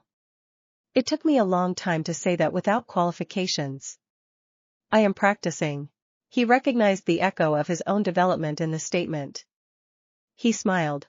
So am I, he said. Chapter 53, The Trial Sessions. The first trial session happened on a Saturday in late January. The basement room had been reconfigured for the assessment, the furniture rearranged to create the specific spatial relationship that the tide required at its maximum distribution. 9 people, in the positions they had developed through months of training, connected by the particular quality of shared focus that the household had learned to produce, each contributing the specific element that was theirs to contribute. The load they were carrying was not a restoration. It was a simulation, a precisely calibrated internal exercise that replicated the demands of a triple restoration without the actual crossing of the boundary. Izuku had developed the simulation over several weeks, working with Yoichi on the theoretical dimensions and with Nana on the structural ones, and the result was a test that would tell them what they needed to know without the cost of an actual attempt under conditions that were not yet confirmed safe. The first session lasted 40 minutes. 40 minutes at maximum distribution, at the load level the triple restoration would require, with the tide in the configuration they had designed for it. Izuku held the core of it, as always, the foundation from which the distributed structure extended. Nana held the structural coherence, the quality that prevented the distribution from becoming diffusion. The others held their specific elements, Namiri the human fidelity, Ryukyu the strategic integration, Hain the pattern recognition, Kazuki the stability, Misa the consistency, Yoichi the historical depth. At the 30-minute mark there was a fluctuation. It was not a failure. It was a point of instability in the structural coherence, a moment where the load exceeded the current capacity of the configuration at that specific element. Nana identified it before Izuku did, which was consistent with her role in the tide, and she addressed it with the sustained focus that was her specific contribution, drawing from the reserve that she maintained for exactly this kind of demand. The fluctuation resolved. The session continued to its conclusion. Afterward, sitting on the basement floor in the easy exhaustion of significant shared effort, the household debriefed in the direct and specific way they had developed for these sessions. The The 30-minute fluctuation, Nana said. It was in the structural coherence element. The load exceeded the current capacity at that point by a margin I estimate at approximately 15%. Consistent with my experience of it, Izuku said. The 15% margin is within addressable range. It is not a design flaw. It is a capacity limit we have not yet trained to. The specific demand that produced it, Haynes said, in the analytical way she had when she was describing what her pattern recognition had shown her, was the simultaneous depth requirement across 3 distinct impression patterns. The tide handled 2 impressions cleanly. The third created the additional demand that exceeded the current ceiling. So the training target, Ryukyu said, is specifically the triple depth capacity. Not the overall system. Not any individual element. The interaction between the third impression pattern and the structural coherence element under maximum distribution. Yes, Izuku said. That is a specific and addressable target, she said, with the tone she used when a problem had resolved itself into something actionable. They designed the targeted training in the session that followed the debrief, while the exhaustion was still present and the specific experience of what the fluctuation had felt like was still available as reference material. The design was precise because they were all still in the felt knowledge of the session and could apply that knowledge directly to the question of what would address the gap. The targeted training ran over the following 3 weeks, in shorter sessions than the full trial format but with the specific focus on the triple depth interaction. The sessions were demanding in the way that targeted work is demanding, requiring sustained attention to a narrow problem rather than the broad capability of the full trial. Izuku watched the household respond to this kind of work and found, for the 100th time, something that moved him in a way he did not try to be efficient about. They brought everything to the targeted sessions. Not because the sessions were glamorous or dramatically important in themselves, they were technical and repetitive in the way that effective training always is. Because the purpose behind them mattered and they understood the purpose completely, and that understanding was sufficient to sustain the full investment of their attention through the repetitive and demanding work. This was, he thought, what genuine commitment looked like at the level of the daily practice. Not the declaration of it, which was easy and which he had seen many times in hero society, the formal expression of purpose that was not subsequently matched by the quality of the sustained work. The actual daily thing. The Tuesday session when nothing was glamorous and the specific technical problem was stubborn and the solution required patience rather than inspiration.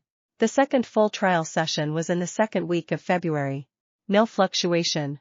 The session ran to its conclusion, 40 minutes at maximum distribution with the triple depth configuration, and the structural coherence held throughout without exceeding its ceiling. The targeted training had closed the gap.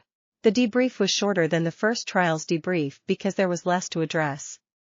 What there was to address was the quality of the experience, the specific texture of the 40 minutes, the ways in which the triple depth configuration felt different from the dual depth and what those differences implied for the actual restoration. It is heavier in the middle, Namuri said. Not at the beginning and not at the end.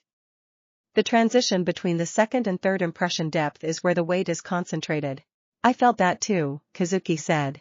The middle transition is where we focus the recovery attention, Izuku said. Not the preparation and not the conclusion. The middle. The third trial was scheduled for 2 weeks after the second, giving the full recovery interval that the assessment required.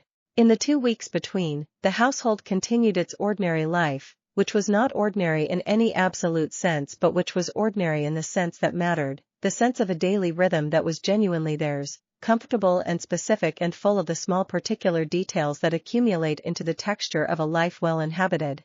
Hayne worked at the rehabilitation facility on her scheduled days and came home with the specific quality of tiredness that doing the work you are made for produces, deep and satisfying and not residual in the way that misaligned work is residual. Namuri was at UA twice a week and was, by the report of Principal Nizu delivered informally to Izuku in a brief message, producing results in her students that Nizu described as remarkable and that Izuku understood to mean that Namuri had found her precise form and was bringing it to bear at full capacity. The February gathering that Ryukyu had organized was in its final preparation phase. The household had absorbed the reality of 14 visitors coming to the house and had adjusted to it with the practical good nature of people who are secure enough in their home to share it without losing it. The third trial ran clean. No fluctuation. No ceiling approach.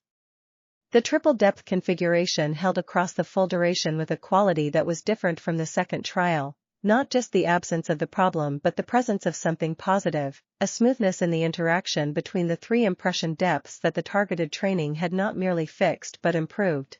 In the debrief, Yoichi said, with the quiet authority of the person with the longest perspective on the power and its development, "We are ready." No one in the room disagreed. Izuku looked around at all of them. He thought about the January morning when the plan had been stated and the training had begun and the question of readiness had been the primary question. He thought about the answer they had just produced, together, through 6 weeks of careful and unglamorous and completely committed work. "We are ready," he agreed.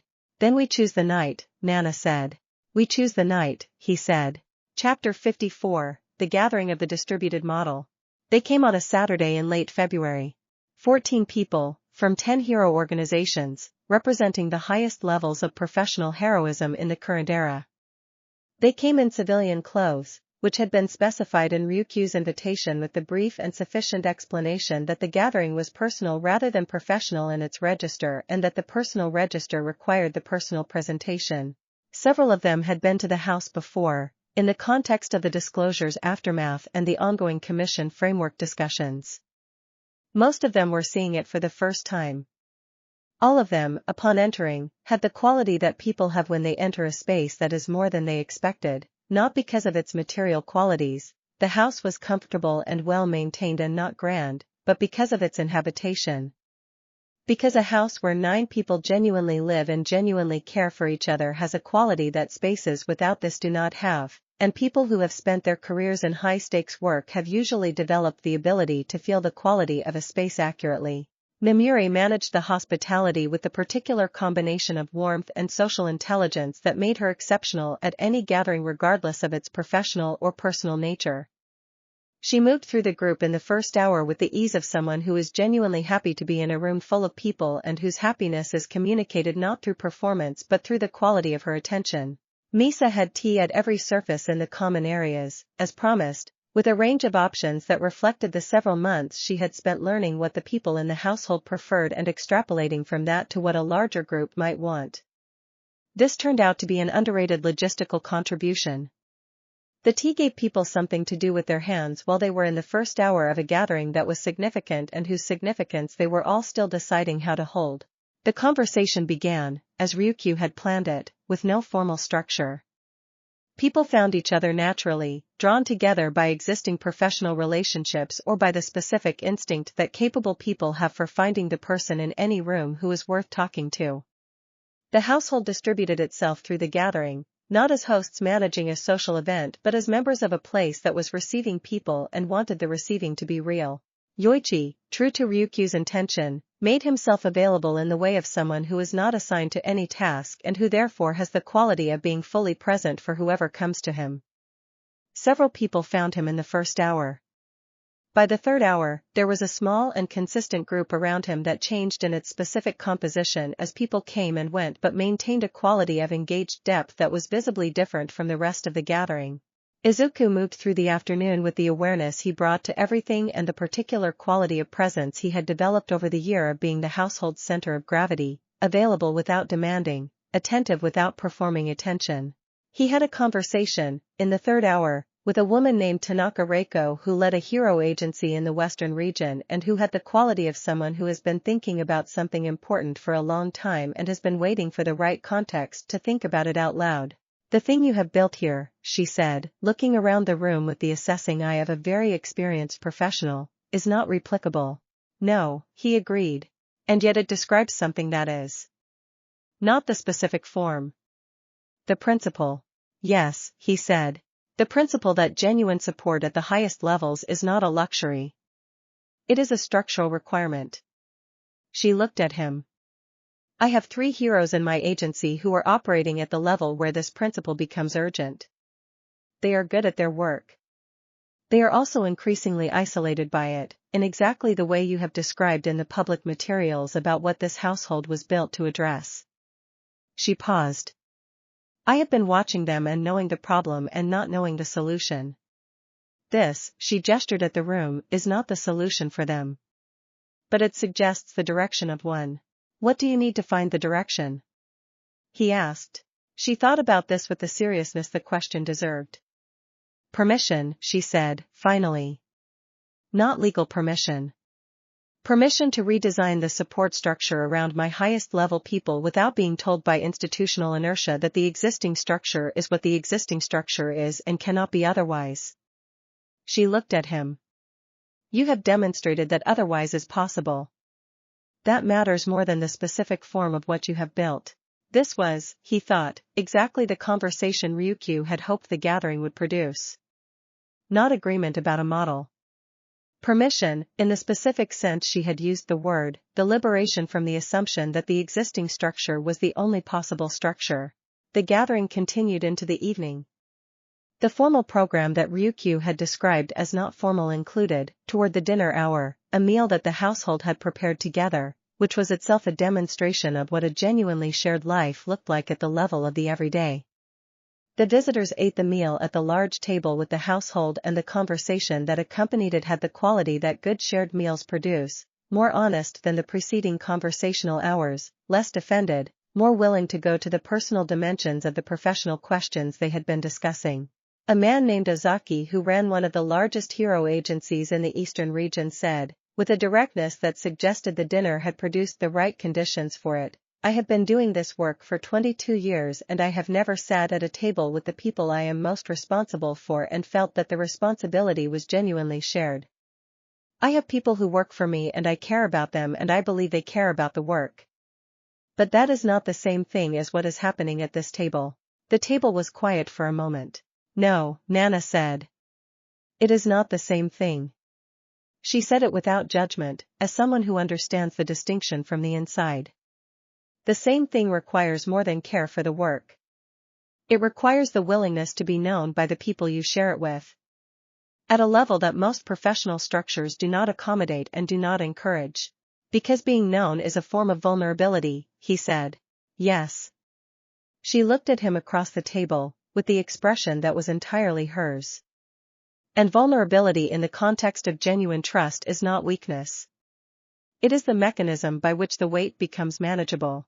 The dinner continued into the evening, and the gathering eventually ended as gatherings do, with the particular quality of completion that comes from a conversation that has produced something real, not conclusions, not agreements in any formal sense, but the movement of a group of people from one understanding of what was possible to a larger one.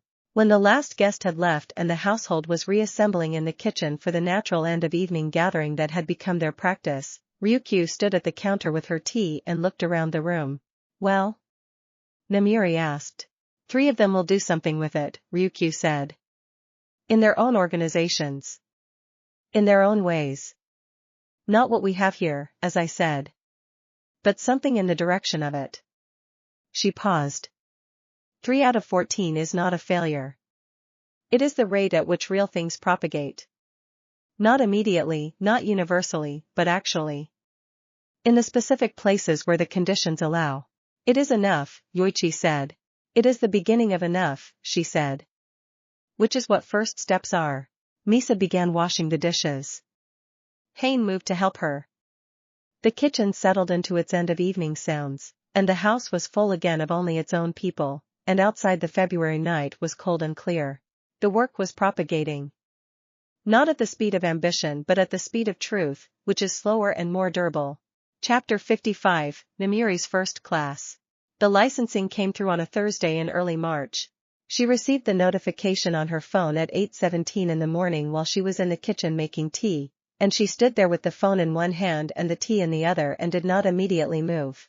Izuku came downstairs and found her like that.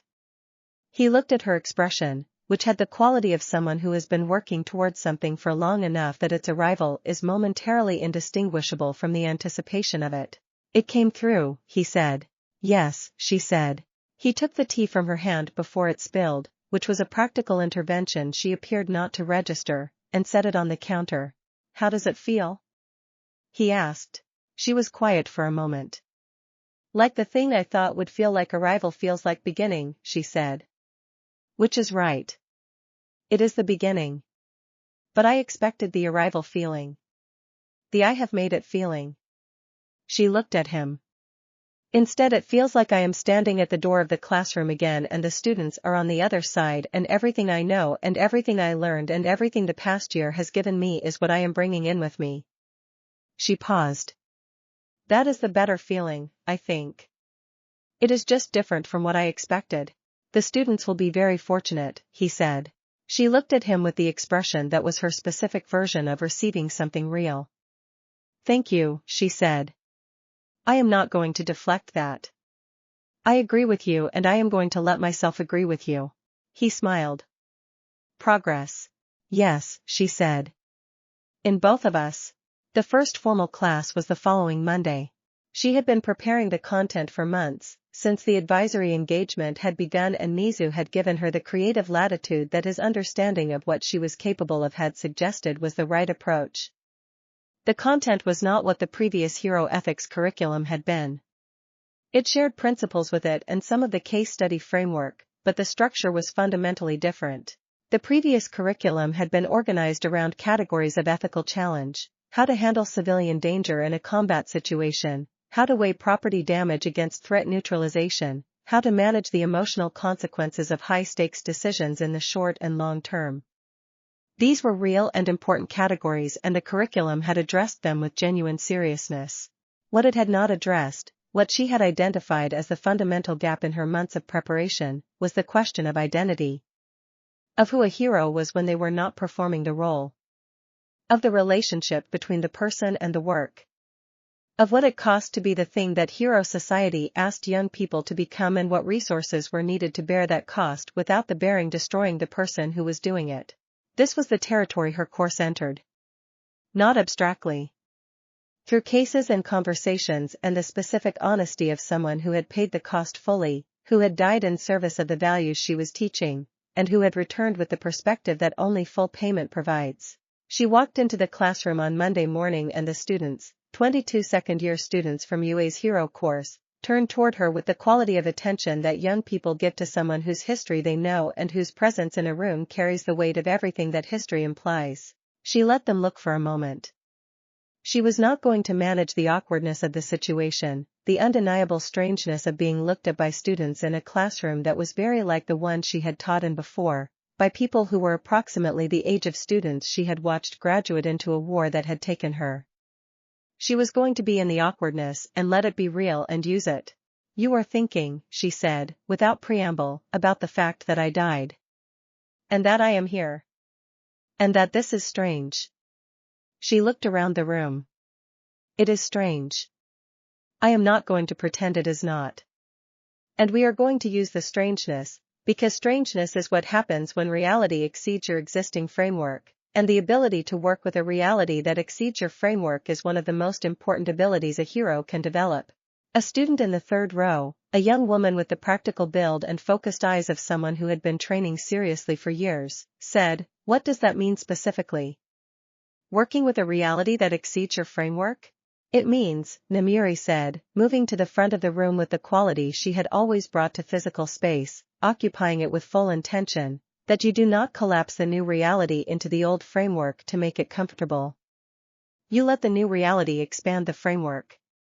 You let yourself be changed by what you encounter rather than processing it into something that leaves you unchanged." She paused. Heroes who cannot do this become brittle.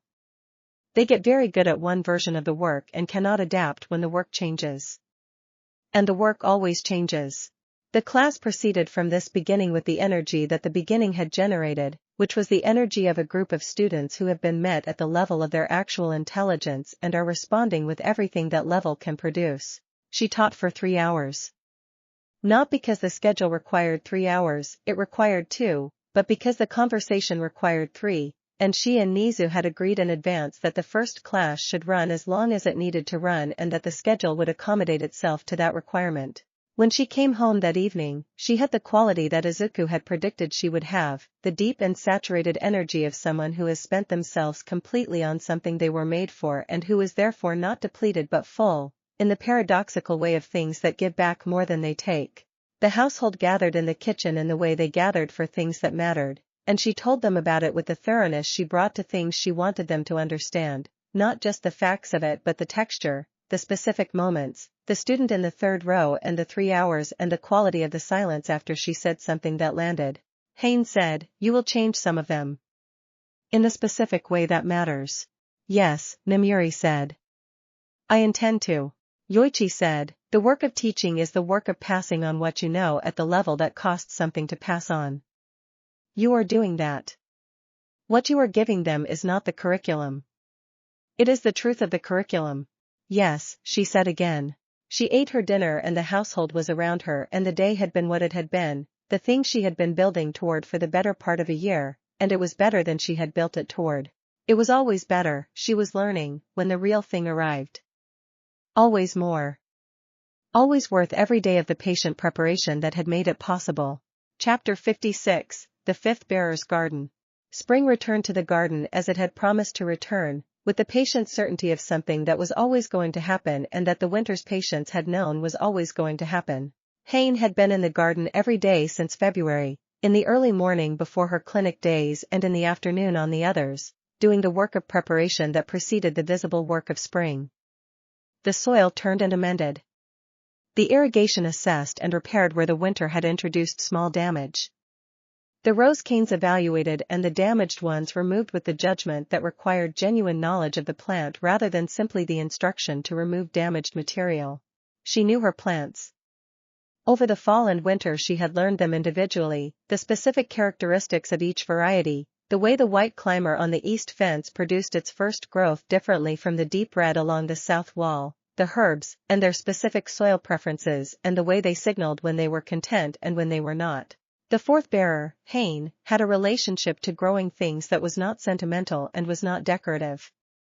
It was the same quality she brought to her healing work, the ability to perceive the essential nature of a living system and understand what it required, applied not to human biology but to the biology of the garden. The garden responded to this quality of attention the way living systems respond to the right kind of care. Abundantly. By the second week of March the first signs were visible.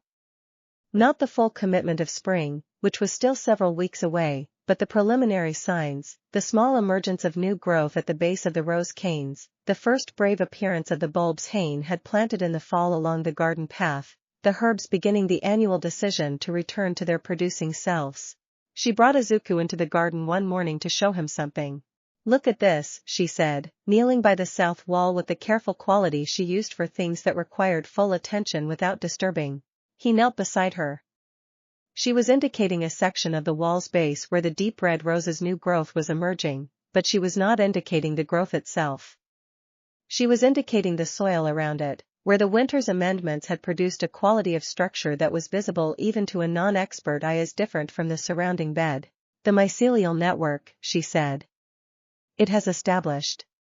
You can see the texture of it in the soil surface if you look at the right angle in this light." He looked at the right angle. He could, in fact, see it, the fine webbing just at the soil surface that indicated an established fungal network, the underground communication infrastructure of a healthy garden ecosystem. "This took all winter," she said. "Nothing visible for months. Everything happening underground, in the dark, without any indication at the surface that it was happening." She looked at it with the expression she had for things that were both technically interesting and emotionally significant to her simultaneously. "And then spring comes and the plants that have access to this network are different from the plants that do not. More resilient. Better at finding what they need. More capable of sharing resources with each other when any one of them is under stress." "You are describing the tide," he said. She looked at him. "I am describing the garden," she said. "You are drawing the analogy. Is it an analogy?" She was quiet for a moment. "No," she said. "Not entirely. The mechanism is different but the principle is the same. Connected living systems are more capable of what living systems are supposed to do than isolated ones. The connection is not a luxury. It is part of what makes the function possible." He looked at the soil and the fine network visible in the morning light. "The household as mycelial network," he said. "Underground," she said. "Patient. Working in the dark without surface evidence for months." And then, she gestured at the emerging growth around them, "This." He sat with her in the spring garden for a while, not talking, looking at the visible evidence of the winter's invisible work. The light was doing what early spring light does, low and clear, and making everything it touched look precisely itself. "Your healing work," he said eventually. "The clinic. How is it?" She considered this with the care she brought to questions about things that mattered to her. "There is a woman," she said, "who sustained damage to her nervous system 11 years ago. The conventional assessment was that the damage was permanent. She has been living with the functional consequences of it for 11 years, adapting, building a life around what she could do and not being able to do the things she had given up."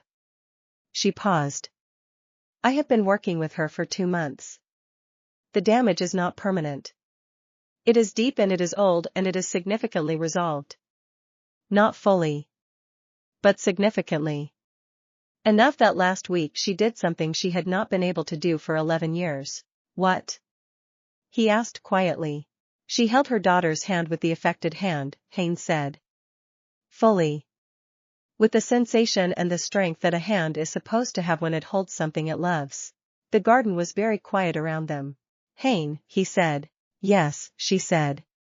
She did not elaborate. The brevity of her acknowledgement was not modesty. It was the complete occupation of the moment, the refusal to be anywhere other than precisely here with the weight and the reality of what she had just described. He sat with her in that. After a while she stood and brushed the soil from her knees and assessed the south wall with the evaluating eye of someone who has more work to do and is ready to do it. "The roses will bloom well this year," she said. "Better than last year. The network will make the difference." "I believe you," he said.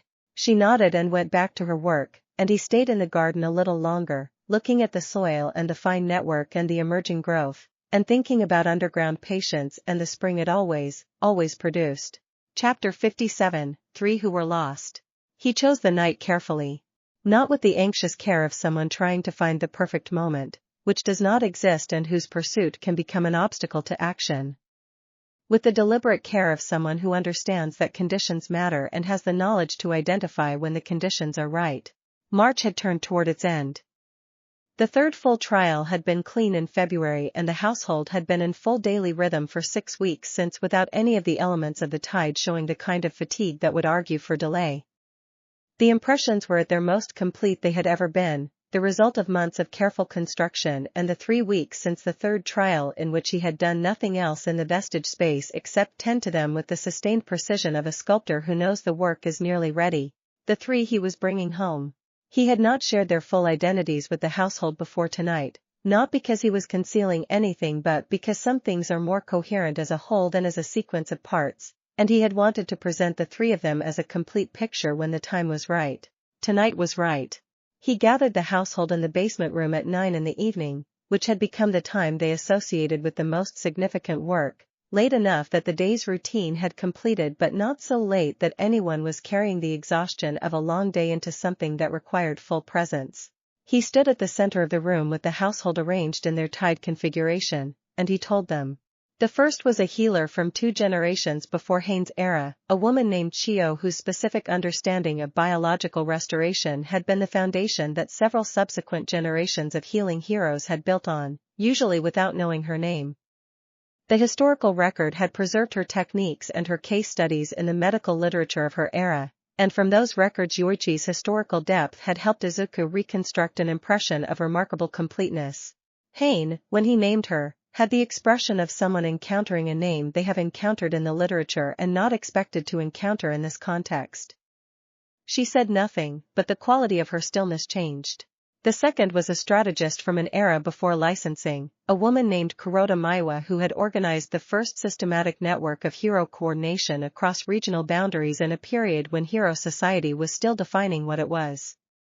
The network she had built had not survived her, because the institutional structures to sustain it did not yet exist in her time, but the principles she had developed had been reconstructed from the letters and working documents that historians had preserved. Izuku had spent more time on this impression than on any other, because the documentary record was rich in her thinking and thinner in her personal texture, and the balance had required the most careful construction. Ryukyu recognized the name immediately. She had written her initial agency philosophy paper, decades ago, on the principles Kuroda Maiwa had articulated, without knowing the name behind them because the historical attribution had been lost. She learned tonight that she had been building on Maiwa's foundation for her entire career. She was very still for a moment. Then she said, quietly, then she belongs here. The third was a woman from the earliest era of quirk manifestation, the first generation, whose heroism predated every institutional structure that had grown up around the work. Her name was Ao, which was recorded in only a handful of historical documents but which appeared consistently enough that it was clearly a name rather than a title. What the documents preserved about her was not technique or strategy but quality, a quality of presence in crisis that the people she had helped described with a consistency that transcended the era and the specific circumstances. She was, the record suggested, someone who made people capable of being more than they thought they could be, simply through the quality of her belief in them. Not through command. Not through expertise. Through the specific and irreducible gift of full and unconditional belief. Namuri said, when he finished describing her, she sounds like someone this household has needed since the beginning. Yes, Izuku said. I think she does. He settled himself. The household settled with him. The tide came together in the way it came together when the purpose was real and all of them were fully present to it, not assembled but unified, each element in its place and the whole of it something that none of the elements was separately. He opened the power. He went deep. Deeper than the trial sessions had gone, because the trial sessions had been simulations and this was the real thing, the actual crossing, the specific and irreversible commitment that reality requires when you choose to do something unprecedented rather than to model it. The tide held. Nana's structural coherence was present and steady.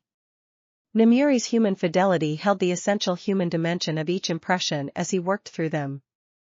Ryukyu integrated the three simultaneous demands with the precision of someone who had spent 30 years managing complex multivariable situations and who brought everything those years had taught her to this specific application.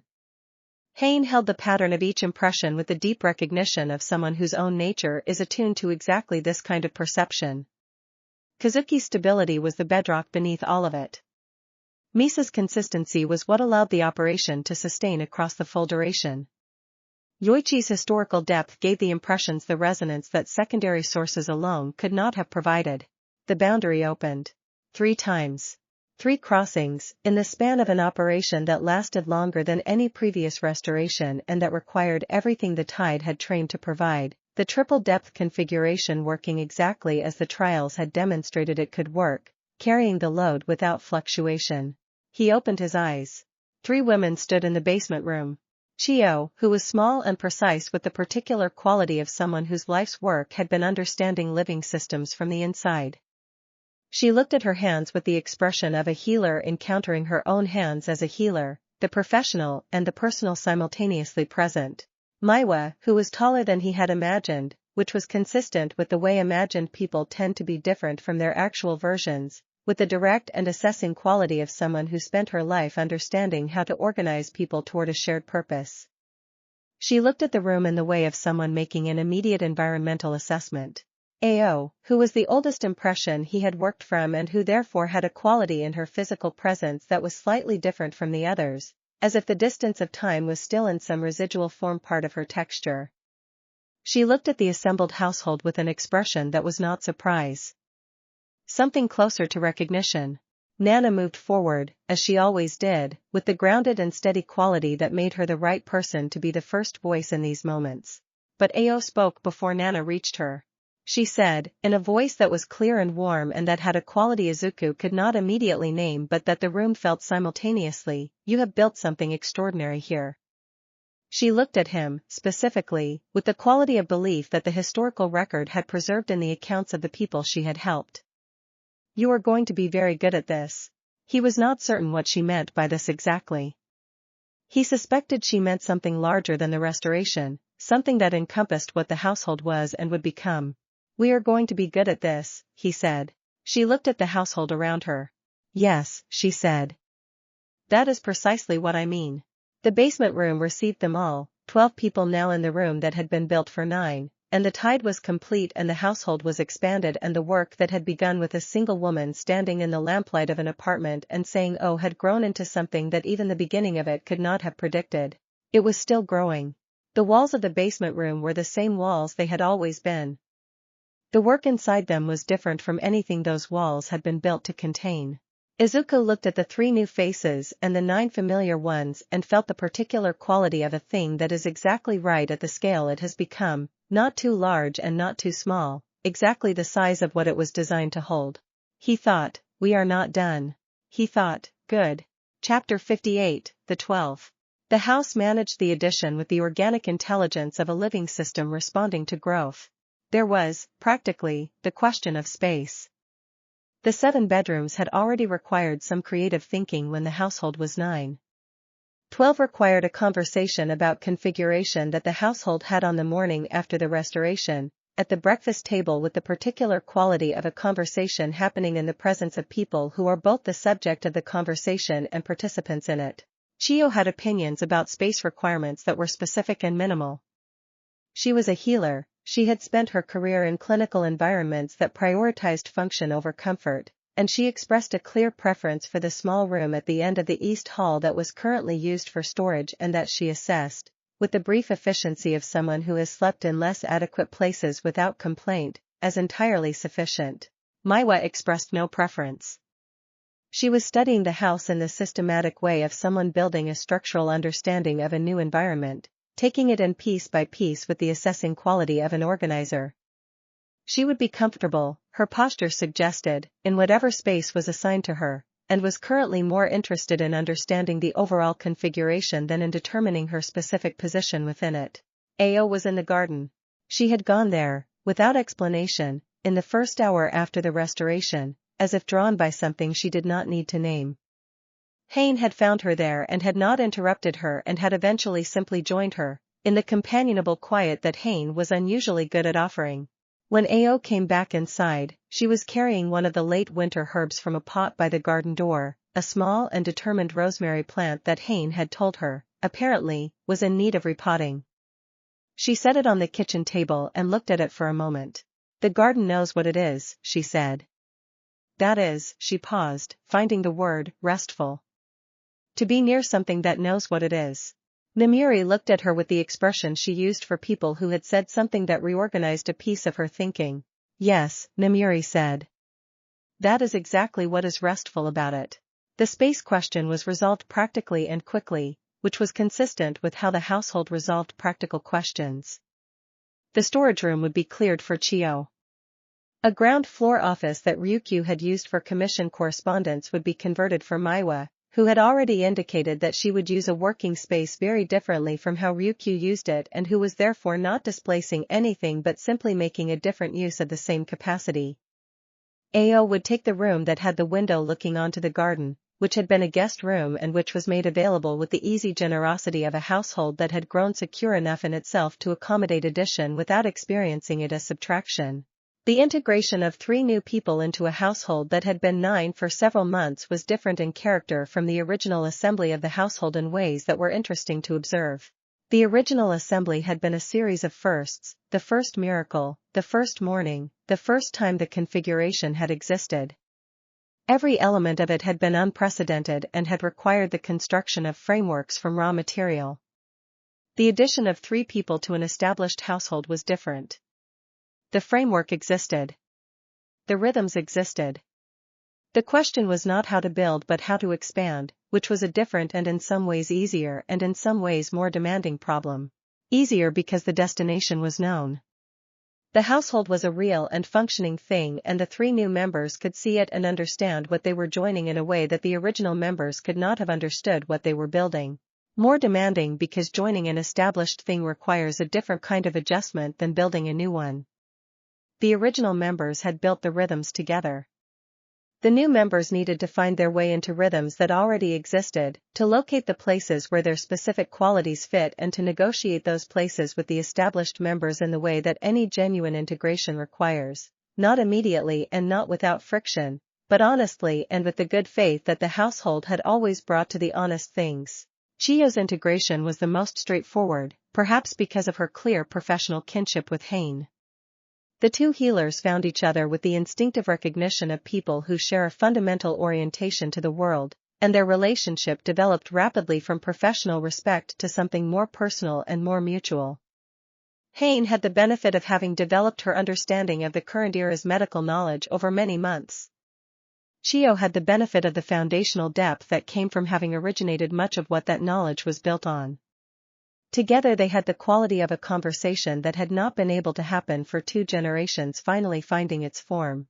Maiwa's integration was more deliberate, as her character required.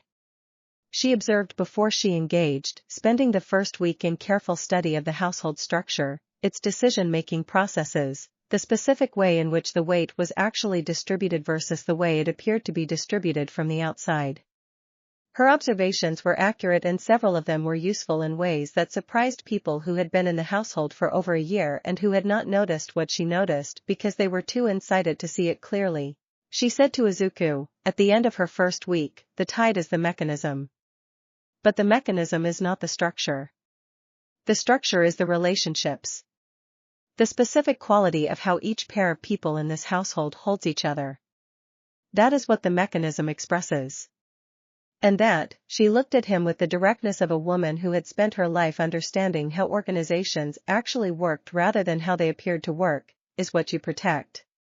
Not the mechanism. The relationships. Yes, he said. I know. I know you know, she said. I am saying it anyway. Because the things that are most important are the ones most easily taken for granted once they are established. You have established something extraordinary here. The risk now is that you begin to manage it rather than tend it. He held this. What is the difference? Managing is about outputs, she said. Tending is about the living thing. Managers optimize. Gardeners attend. She nodded toward the garden. Hain knows the difference. She does not optimize the garden. She knows it. Ao's integration was the most unexpected, which was perhaps appropriate for someone whose quality had always been described in terms of the unexpected capacities she produced in others.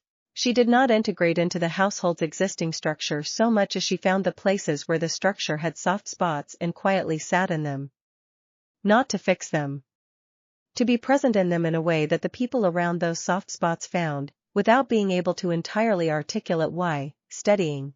Namiri said, 3 weeks after Ao's arrival, I have been teaching for 2 months and this is the first month I have not had the night before each class where I cannot sleep because I am afraid I am not enough. What changed? Izuku asked. She looked at him. Ao, she said. She has not said anything specific to me about the teaching. She has not given me advice or reassurance or any of the things you would expect someone to give someone who is afraid. She is simply, she paused, looking for the word, present. In a way that makes me feel that whatever I am is adequate to what I am trying to do. He thought about the historical record's description of Ao's quality. The specific and irreducible gift of full and unconditional belief. He thought he understood now what that meant at the level of the daily experience of it. She is doing exactly what she always did, he said. Yes, Namiri said. Except that now she gets to do it in a house with people who will not let her disappear when it costs her something. She looked at the garden where Ao was visible through the window, sitting with the rosemary she had repotted and seemed to visit daily. I think that has not always been true for her. No, he said. I do not think it has.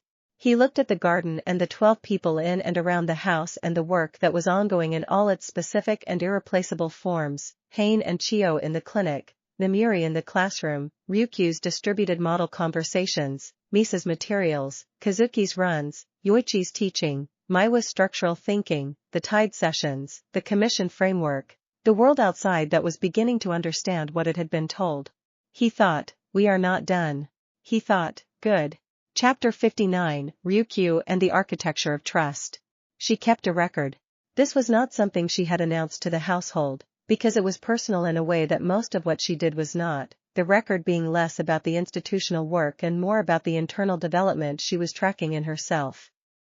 She had always been a person who used writing as a form of thinking, who needed to see the thought in order to understand it fully, and the past year had given her enough to think about that the writing had become a sustained practice rather than an occasional one. The record was not a diary in the emotional sense. It was closer to the analysis documents she brought to planning sessions, except that the subject of the analysis was herself and the question being analyzed was the same question from different angles over time. What is changing in how I understand this work? She reviewed the record on a Sunday in April, in the study that had been given back to her with the adjustment of her having a different relationship to it now, the room used for thinking rather than correspondence. The earliest entries were from the period before the household, from the months when she had been operating at the level her career had brought her to and had been carrying the specific weight that that level produced in isolation. Reading them now had the quality of reading something written by someone she knew well who had not yet known something important. The weight described in those entries was real. She had not exaggerated it or dramatized it. But the description of it had a quality of permanence that she now understood as a misclassification. She had been treating a structural condition, the isolation of high-level capability, as a personal condition, the inevitable consequence of being who she was.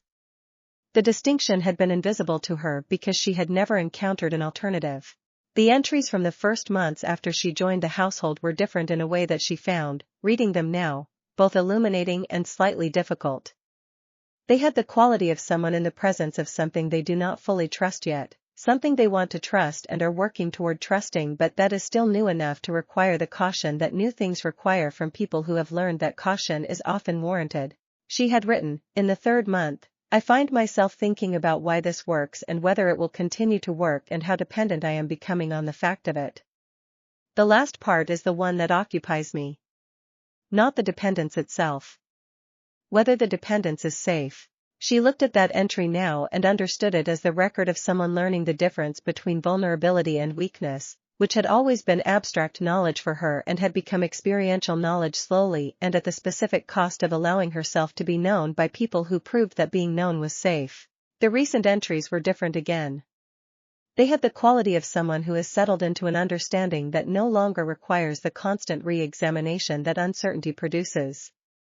Not complacency, she was constitutionally incapable of complacency about anything that mattered, but the kind of stability that comes from understanding a thing deeply enough that you can move in it rather than around it. She wrote that Sunday, the architecture of trust is not constructed. It is grown. The difference matters because construction implies a design that precedes the material, a blueprint that the building is required to conform to. Growing implies a responsiveness to actual conditions, to what the specific living thing needs in the specific environment it is actually in. What we have grown here is not what I would have designed. It is better. Because the design would have been limited by what I could imagine and the grown thing has been shaped by what we actually needed. She sat with this for a while. Then she added, the 3 new ones are changing it again. Not displacing what was here. Expanding what is possible. Chio and Hain in conversation are producing something about healing that neither of them could have produced alone and that affects everyone who is near it. Maiwa sees the structure with a clarity that has already made me revise 2 things I thought were fixed. And AO. AO is doing something I do not have good language for yet.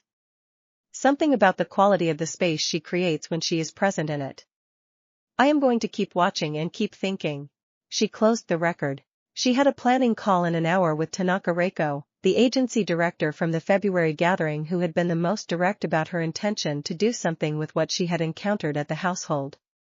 The call was one of 3 that week, each with someone from the gathering who was in different stages of translating the principle into something actionable in their specific organizational context. She picked up her analysis documents for the call. Before she opened them, she looked out the study window at the April garden, which was in the full generosity of the spring that Hain had been preparing since January, the roses with their new leaves and the herbs in their productive morning forms and the stone path warm in the early sun. She thought, growing. She thought, yes.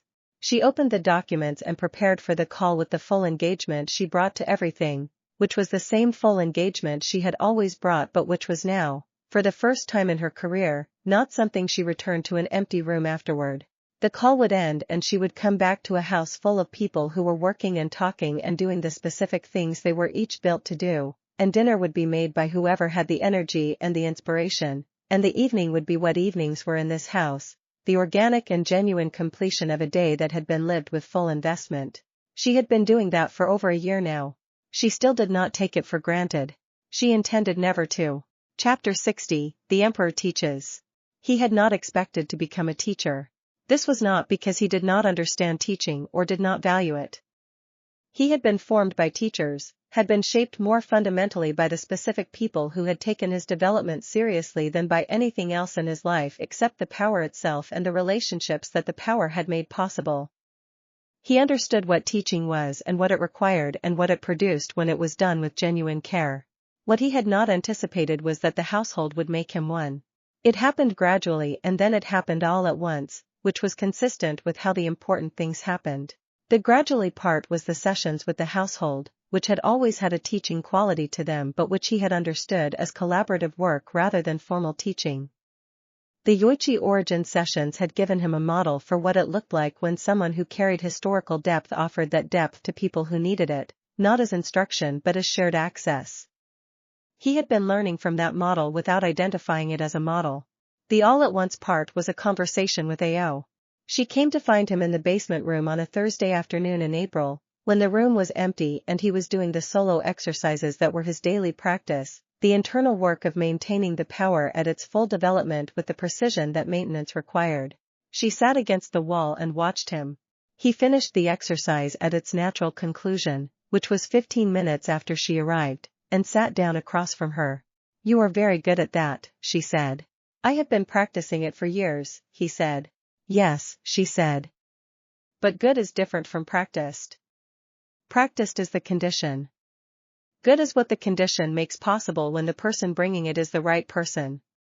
She looked at him with the quality of belief that he had come to understand was her most consistent expression, not directed at him as a performance but offered to him as a reality. "You are the right person. For the power," he said. "For the power," she agreed. "And for what comes with it. The teaching. The building. The refusal to let the power be only one thing when it is clearly several." He was quiet for a moment. "You are describing what I do with the household," he said. "I am describing what you do with everyone," she said. "The household is the most complete form of it. But I have been watching you for 3 weeks and I see it in every interaction. You are teaching all the time. Not the content of the power. The quality of carrying it. How to hold something very large without being held by it." He considered this. "I have not thought of it that way," he said. "I know," she said. "That is why I am saying it. Because the things you do not think of consciously, you do less well than you could if you understood them. Not because the unconscious doing is bad. Because conscious understanding lets you do it more precisely, in the right moments, for the right people." "You think I should be teaching formally," he said. "I think," she said, with the careful precision she brought to things she had thought about before saying, "that there are people in hero society who are carrying large things very much alone and who would benefit from encountering someone who can demonstrate that this is not the only option. Not by explaining the household to them. By being present with them in the way that makes it possible to understand, at the level of experience rather than information, that the carrying can be different." He looked at her. "The way you are present," he said slowly, understanding arriving as he spoke. "The quality you have of making people feel adequate to what they are trying to do. That is the teaching. Not the content. The quality of presence." "Yes," she said. "And you think I have a version of it." "I think," she said, with the first small warmth that was her version of amusement, "that you have been doing a version of it your whole career without knowing that is what you were doing. And I think the version that comes from someone who carries one for all at its current development, from inside the household, with the full understanding of what holding power correctly looks like, is a version that no one else in the current world is positioned to offer." He sat with this for a long time. Ao did not rush him. She had the quality of someone who had spent her life understanding that people need the time they need to arrive at the things they are arriving at. "I would not know how to structure it," he said eventually. "You know how Namuri structured it," she said. "And how Yoichi structured it. And you know what the household needed from you that neither of those structures provided. Begin from those 3 things." He thought about Namuri's approach, the grounding in real cases and real consequences and the honest account of what heroism costs. He thought about Yoichi's approach, the historical depth and the foundational principles and the willingness to describe failure as clearly as success. He thought about what the household had needed from him that was different from both, the quality of being seen specifically, known individually, cared for in the precise form that each person's specific nature required. He could teach that. Not as a curriculum. As a practice. In the way that things that are not learnable in classrooms are learnable through sustained proximity to someone who does them. He thought about the people Ryukyu's outreach had connected them to. The Tanaka Reiko conversation. The Ozaki table moment. The specific people at the gathering who had said, in various forms, that what they needed was permission and demonstration rather than instruction. The gathering Ryukyu organized, he said. The distributed model. It was not enough.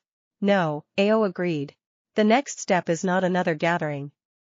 It is sustained engagement. The kind that takes months, not a day.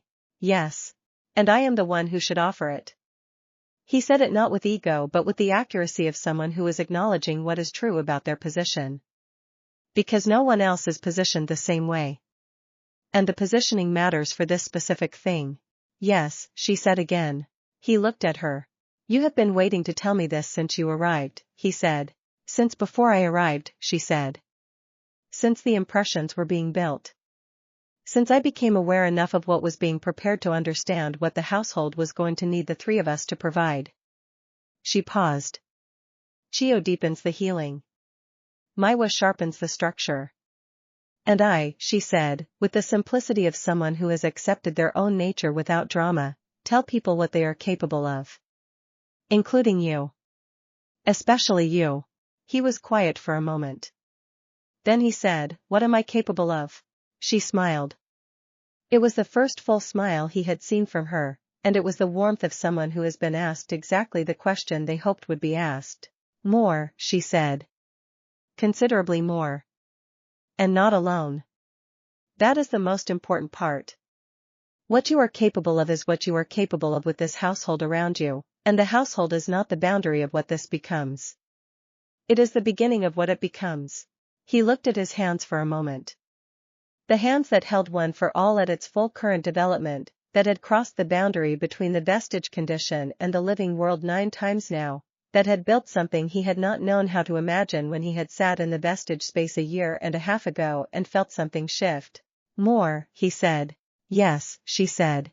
Then, he said, with the particular quality of determination that had always been his most reliable feature, the one that took the next step without requiring certainty about all the steps after it, let us figure out how.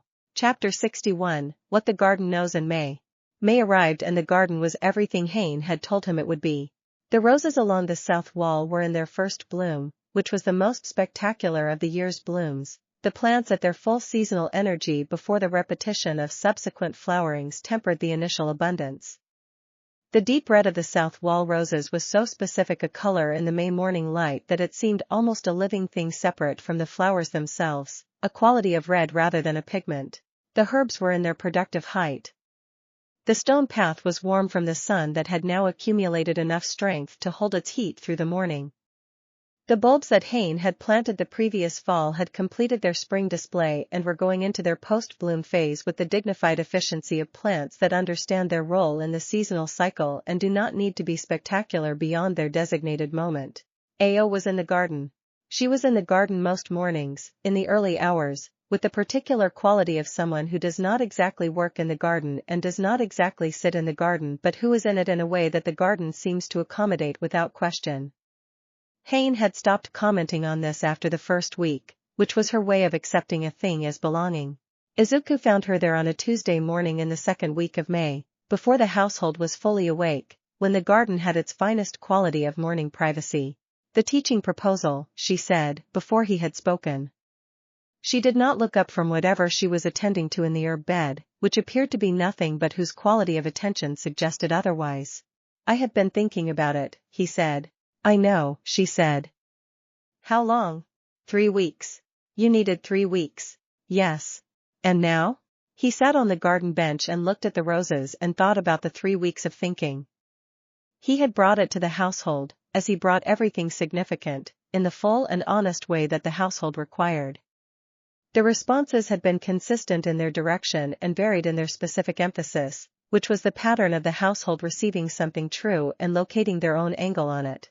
Nana had said, this is what the power was always reaching toward. The accumulation was never supposed to stay in one person. The teaching is the mechanism of distribution that does not require the power to be passed on. Namiri had said, you will be very good at it. And also you will need help. The kind of teaching you are describing requires someone in the room who understands what you are doing and can see the places where you are too close to your own capability to perceive the gaps. You need a co-teacher. Think about who. Yoichi had said, very quietly, I tried to do this. In my era. With the means available to me. The means were not adequate. Yours are.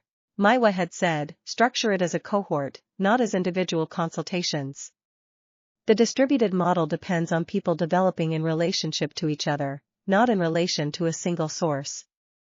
The teaching should be about building the relational capacity, not the individual one. Ao had said nothing, because she had already said what she needed to say and understood that the thinking was his to do. I am going to do it, he said. Beginning in the autumn.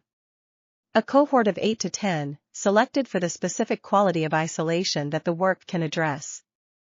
A sustained engagement, a year minimum. In person, here at the house, with the household as the demonstration of what the teaching is pointing toward. She was quiet for a moment. Maiwa's structure, she said.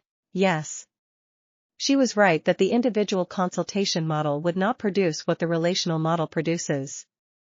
People need to develop alongside each other. Not toward me. Alongside each other with me as one of the constants in the environment. And Namiri's co-teacher? He had thought about this carefully. Nana, he said. For the content dimension.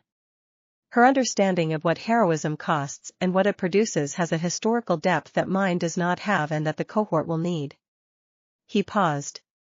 And for a different reason. The teaching should not look like one person doing it. It should look like what it is, which is a household offering what it has learned to people who need what they have not yet learned. Nana teaching alongside me is not a pedagogical choice. It is an accurate representation of what the household is. Ao set down whatever she had been tending in the herb bed and looked at him. That, she said, is exactly right. The May morning continued around them, generous with itself, the garden full of the evidence of patient work finally arrived at its full expression. He looked at the roses. He thought about the previous May, when the roses had bloomed for the first time and he had stood with Nana in the winter garden and named what was between them and she had named it back. He thought about all the months between that moment and this one, the texture of them, the weight and the warmth and the specific irreplaceable reality of each day. He thought about the autumn cohort. 8 to 10 people who were carrying significant things alone and who would come to this house and encounter the household and, over the course of a year, discover what the household had discovered, that the carrying was not meant to be solitary and that the non-solitary version was not a compromise of the work but its most complete form. He thought about what Ao had said. More. Considerably more. He was ready for more. In autumn, he said. In autumn, she agreed. The garden held them in the particular generosity of May mornings, and the house behind them was beginning to stir with the sounds of 12 people starting their day, and the fire of one for all moved through everything like it always moved, warm and ancient and reaching. Chapter 62, The Household at Full Summer. July. The second July of the household's existence, which was different from the first in the way that the second of anything significant is different from the first. Less overwhelming in its novelty. More fully itself. The settled confidence of something that has proven it can sustain.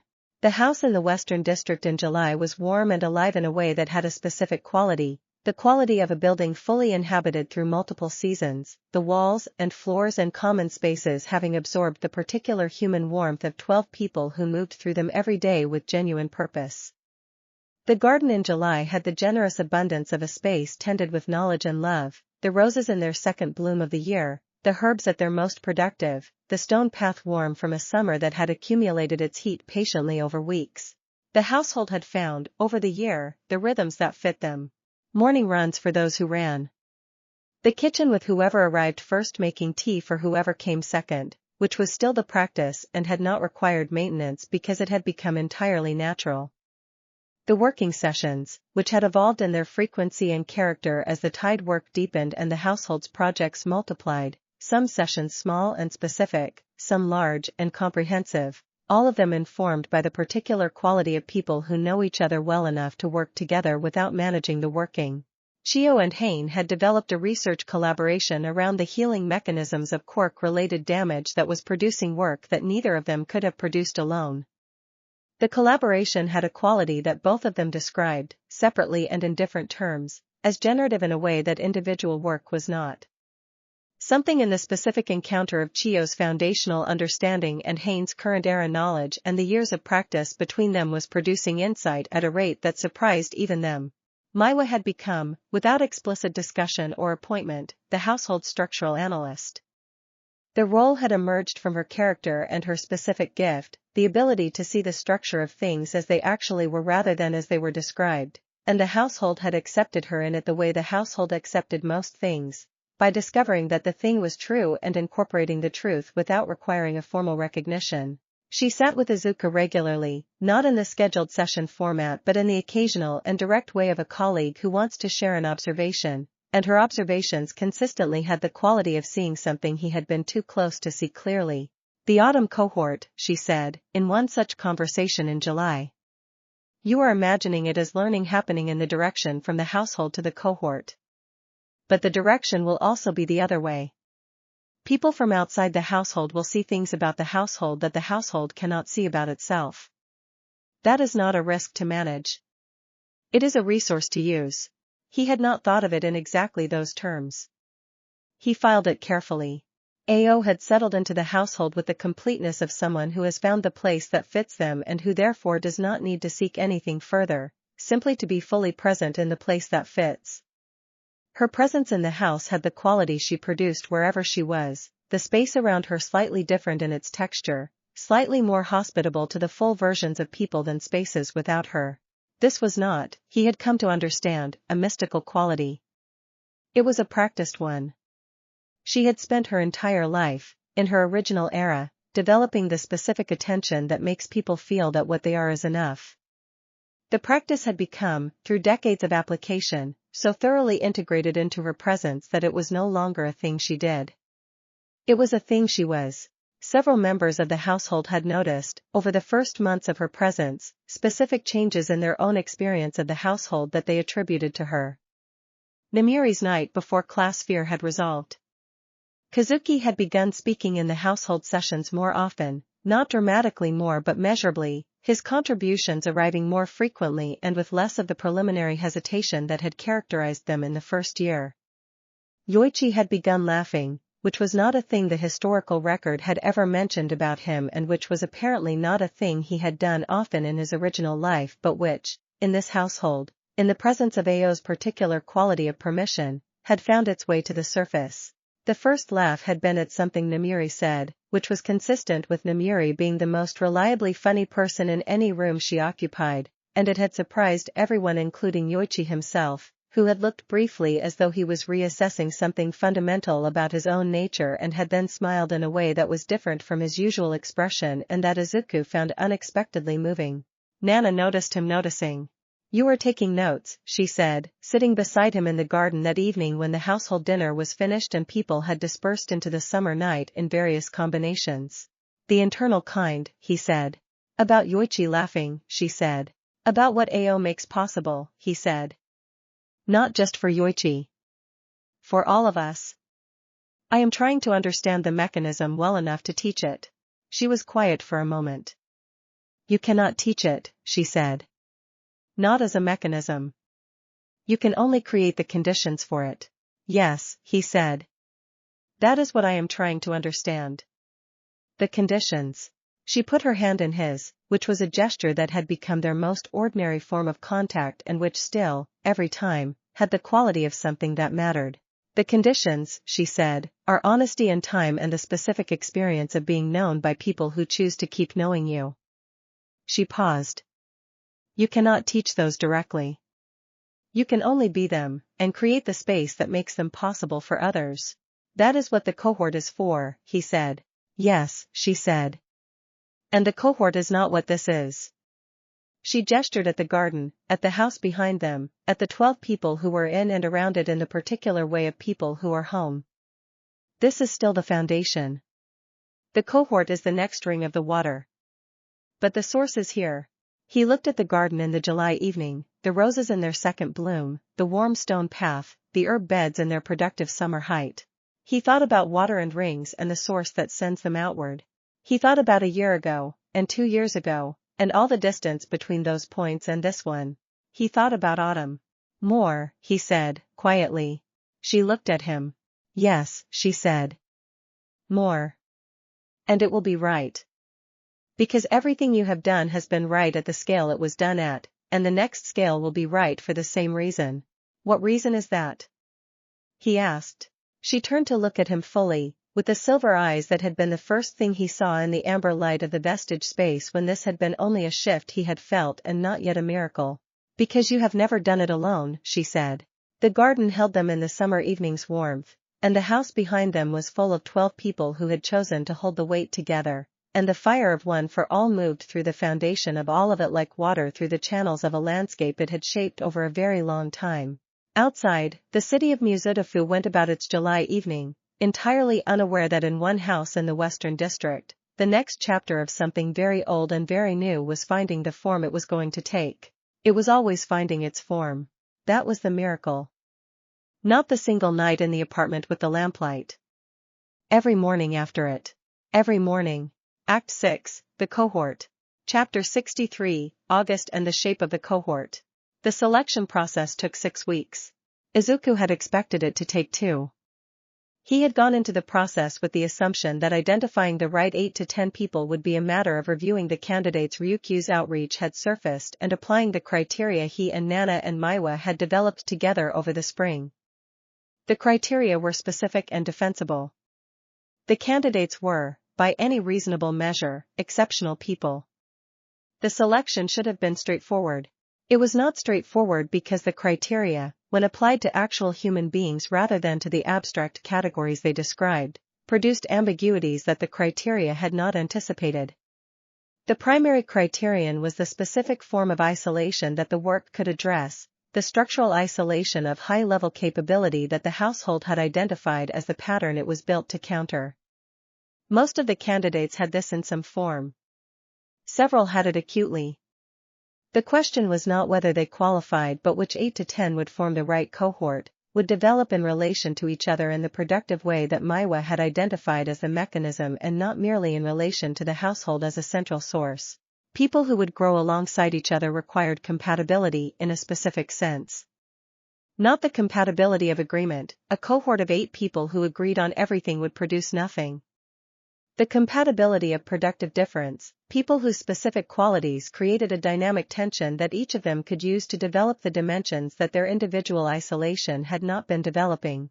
He talked about this with Maiwa over a series of long evenings in August, while the summer heat made the house warm enough that the garden was more comfortable than the common room, and their conversations happened on the garden bench with the occasional participation of Ao, who had the quality of someone who had been in many conversations over a very long life and whose contributions were infrequent and consistently worth waiting for. You are selecting for friction, Maiwa said, on one such evening, with the precision she brought to naming things accurately. Not conflict. Friction. The specific quality of contact between 2 surfaces that produces movement rather than damage. Yes, he said. But friction requires the surfaces to be compatible in the underlying material. Incompatible materials produce damage regardless of the pressure applied.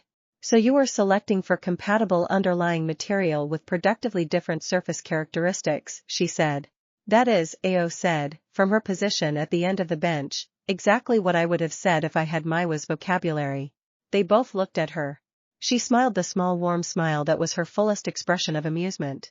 The final cohort was 8 people. 5 women and 3 men, which was the ratio that the selection process had produced rather than a designated target. Ages ranging from late 20s to mid-50s, which was a range that Nana had advocated for specifically on the grounds that age diversity within a cohort produced a quality of mutual teaching that age-homogeneous groups could not access. Hero careers at various levels of establishment, From someone who had been operating at the top level for 2 decades to someone who had reached that level within the past 3 years and was still in the disorientation of recent arrival at a place they had been working toward for their entire life. The disorientation was, Nimuri had pointed out when reviewing the candidate profiles, itself diagnostic. It was the specific disorientation of someone who had been telling themselves that reaching the top level would resolve the isolation, that the recognition and the resources and the professional standing that came with high achievement would provide the support structure that the achievement orientation had deferred. And they had arrived at the top level and discovered that the isolation had not resolved. It had intensified. That person, Nimuri had said, pointing at the relevant profile, is in acute need. And she is also the person who will most clearly demonstrate to the rest of the cohort what the pattern looks like, because she is in it right now rather than having developed the long-term adaptations that make it less visible. He had put her at the top of the final list. Her name was Ishida Fumiko. She was 31 years old. She had been the third-ranked hero in the central region for the past 2 years. She had, by all external indicators, everything. The invitations went out in the 3rd week of August. Not through official channels. Not as formal letters on commission letterhead. Personal messages, from Izuku directly, that described the cohort in honest and complete terms and that made clear that the choice to participate was exactly that, a genuine choice, not a career expectation or an institutional requirement. Several of the invitees asked questions before confirming. 2 asked to visit the house first, which he welcomed, and which produced in both cases the same effect that visits to the household tended to produce, a quality of understanding available only through direct contact with the thing being described. All 8 confirmed. The cohort would begin in October. 8 people, 10 months, the house in the Western District, and the 12 members of the household who would be both the teachers and the demonstration of the teaching. He told the household at dinner on the Friday after the last confirmation came in, and the household received it with the quality it brought to things that were the completion of a long preparation, not with surprise but with the recognition that what had been built toward had arrived. Nana said, "Then we have 6 weeks. Yes, he said. Then we spend them well, she said. Outside, the August evening was doing what August evenings do in the last weeks of the summer, holding the heat of the day into the night with the seasonal generosity of a month that understands its time is ending and wants to give everything it has before it does. Inside, 12 people had 6 weeks and a purpose and each other, and the work ahead had the shape of the most significant thing they had yet attempted. They were ready for it. They had been getting ready for it for 2 years. Chapter 64, Chiyo's Understanding. She had been quiet about certain things. This was not unusual for Chiyo. She was a woman who had spent her original life in the particular discipline of a healer, which required the capacity to hold significant knowledge about other people without letting that knowledge become a burden on the relationship. Healers who talked too readily about what they observed in the course of the work lost the quality of safety that made the work possible. She had learned very early that the right kind of silence was its own form of care. What she had been quiet about was what she was observing in the members of the household. Not pathology. Nothing she had found in her 2 months of careful observation of the 12 people she lived among was pathological in the clinical sense. These were healthy people, functioning at high levels, with the kind of genuine emotional range that indicated real engagement with their lives rather than the contracted effect of people who have protected themselves from too much. What she had been observing was the specific accumulation that long-term high-level hero work produced in the body, in the nervous system, in the particular patterns of tension and release that people who had spent years in high-stakes physical and emotional work developed as adaptation. The adaptations were functional. They had developed for good reasons. They were also, she understood with the foundational knowledge that her specific capability gave her, not the only option. They were the response to an environment that had offered limited alternatives. In a different environment, specifically in this one, some of them could be released. She had started gently. A session with Kazuki, whose nervous system carried the specific signature of someone who had spent years in sustained threat response, who had learned to maintain readiness as a baseline rather than as a response to specific threat. The baseline readiness was so thorough that he had probably not distinguished it from his ordinary state of being for many years. She worked with the nervous system directly, not with words or analysis but with the healing capability that went below language to the level of cellular and systemic pattern. The session took 3 hours. Afterward, Kazuki sat very still for a long time. "What did you do?" he said finally. "I showed your nervous system an alternative," she said. "It does not know it has one. It learned a long time ago that the readiness was necessary and it has maintained the readiness since then on the assumption that the conditions requiring it are permanent." She paused. "They are not permanent. They are historical. Your nervous system learned a pattern in a historical context that it has carried into a different context without updating." He was quiet for another long moment. "I can feel the difference," he said. His voice had a quality she recognized from many years of practice, the slightly uncertain quality of someone encountering a new baseline and not yet knowing how to inhabit it.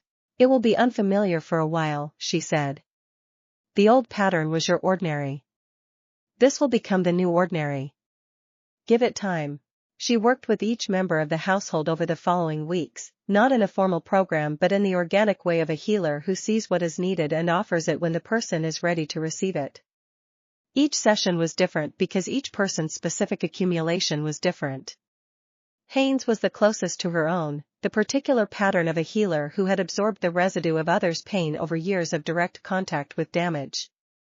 Namuri's was the pattern of someone who had used performance as a long-term stress management mechanism. The nervous system's learned dependency on the regulatory properties of the externally directed attention. Nana's was perhaps the most complex, carrying the specific layers of someone who had experienced both the sustained threat response of high-level hero work and the particular kind of grief that comes from sustained self-protective isolation. She worked with Nana last. The session was long. Not because the accumulation was greater than the others but because it was more layered, more carefully organized within itself, the body having had more time and more motivation to construct the adaptations that protected the most significant wounds. Nana was not a passive recipient.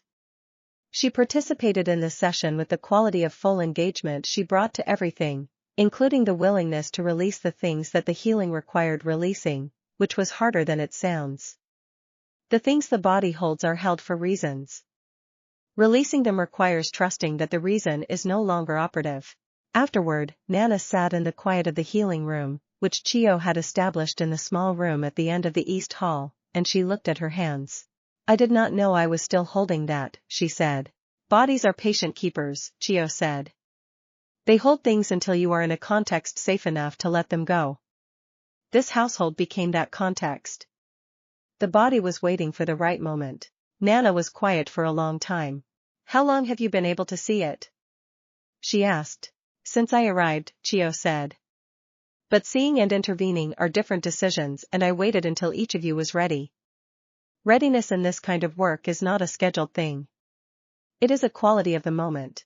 And my moment was now. "Your moment," Chiyo said, "was when you fully understood that someone in your life was not going to leave when you let the held things go. That the relationship was not conditional on the holding." Nana looked at her. "Izuku," she said. "Among others," Chiyo said. "But yes. Primarily." The healing room was quiet in the late afternoon light. Outside the window the garden was in its late summer form, beginning the slow preparation for the turn of the season. Nana said, very quietly, "Thank you." Chiyo said, "This is why I am here." She meant it in both the immediate sense and the larger one. This was why she had been brought back to the world. This was why the household existed in the form it existed. This was why the power had developed to the level that allowed her return. Everything was in the service of this, the specific and irreplaceable work of allowing people who had been holding too much alone to release the holding into the safety of genuine community. She thought, the work is always this, at its deepest level. She thought, I am grateful to be doing it again. Chapter 65, Maiwa sees the structure. 3 months in the household had given her a comprehensive structural map. This was how she understood things, in the language of organization and flow, the particular vocabulary that had developed over a lifetime spent building cooperative systems among people who had not previously understood themselves as capable of cooperation. She had always been this way. In her original era, when hero coordination had been an improvised local affair rather than the institutionalized national system it had become, She had been the person who saw the potential connections between isolated capabilities and found ways to make those connections functional. The household was the most sophisticated cooperative system she had ever encountered.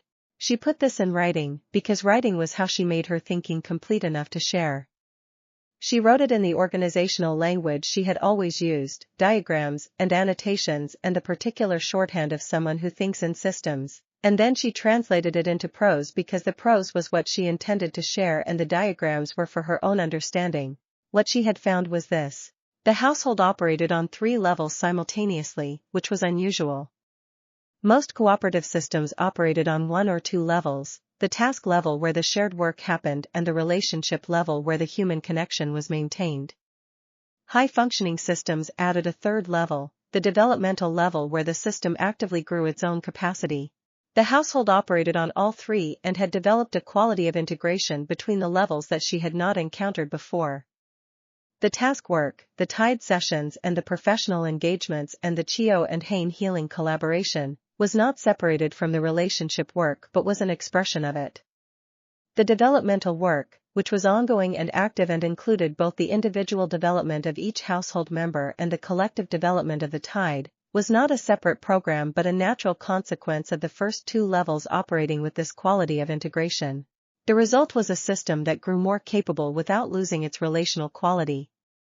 Usually these were in tension. Growing capability required the introduction of new demands and new structures, which tended to formalize the relationships and reduce the quality of organic human connection. The household had somehow avoided this.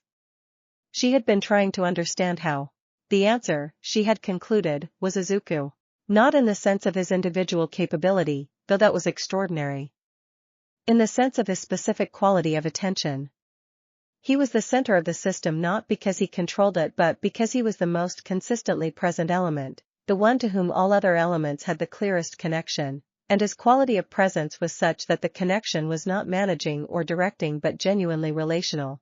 He knew each person specifically. Not as a role within the system. As a person.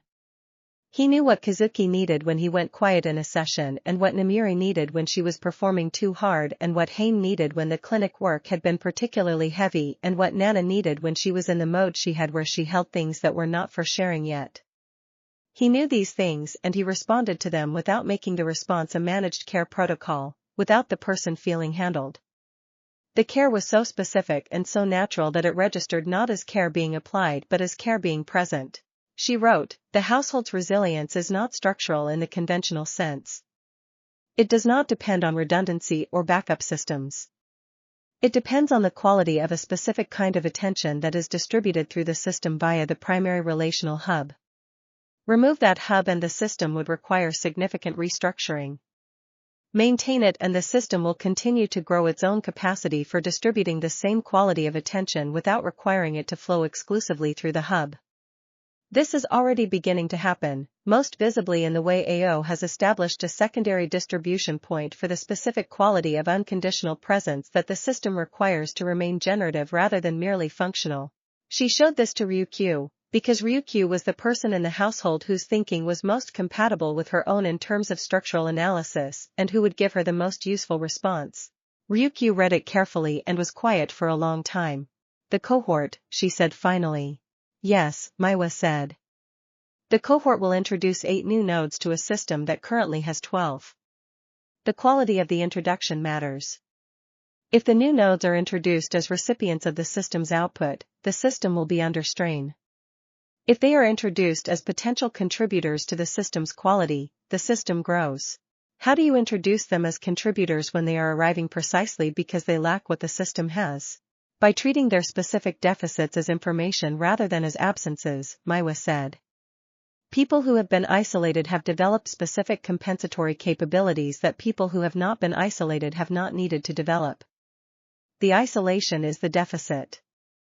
The compensatory capabilities are contributions. Ryukyu considered this. You are saying that what they have learned to do without support is itself a resource.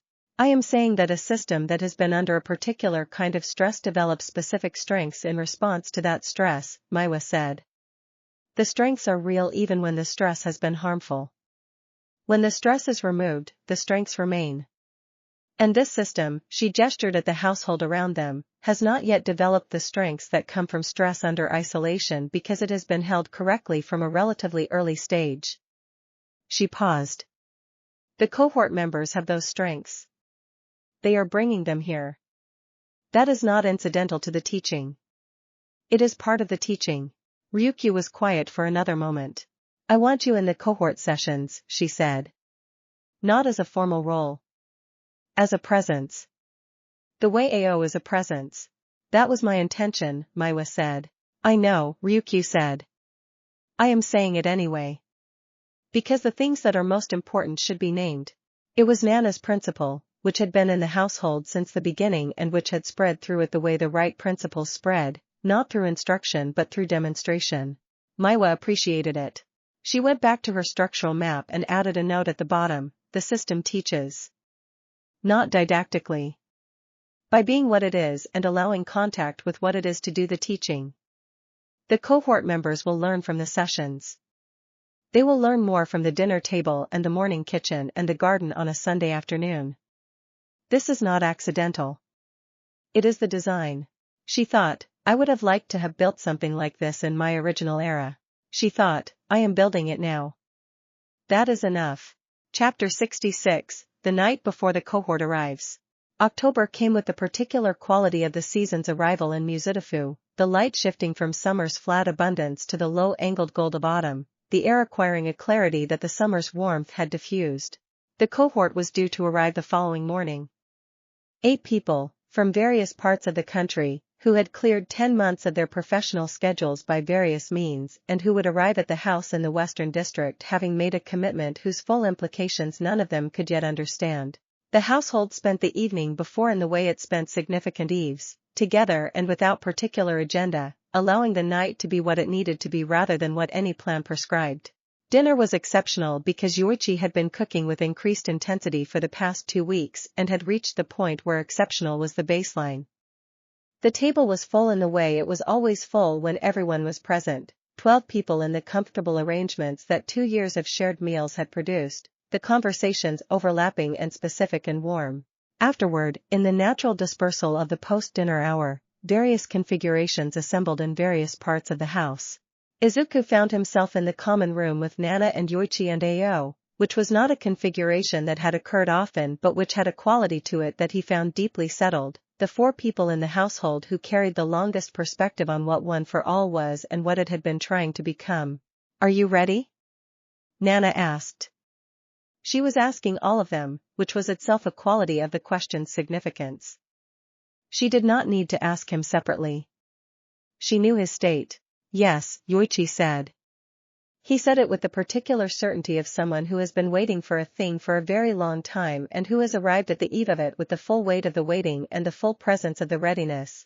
Yes, Ao said. She said it differently, with the quality of someone for whom readiness is not a conclusion arrived at through preparation but a condition that simply is, like the readiness of a prepared garden for the seed it has been prepared to receive. He said, yes.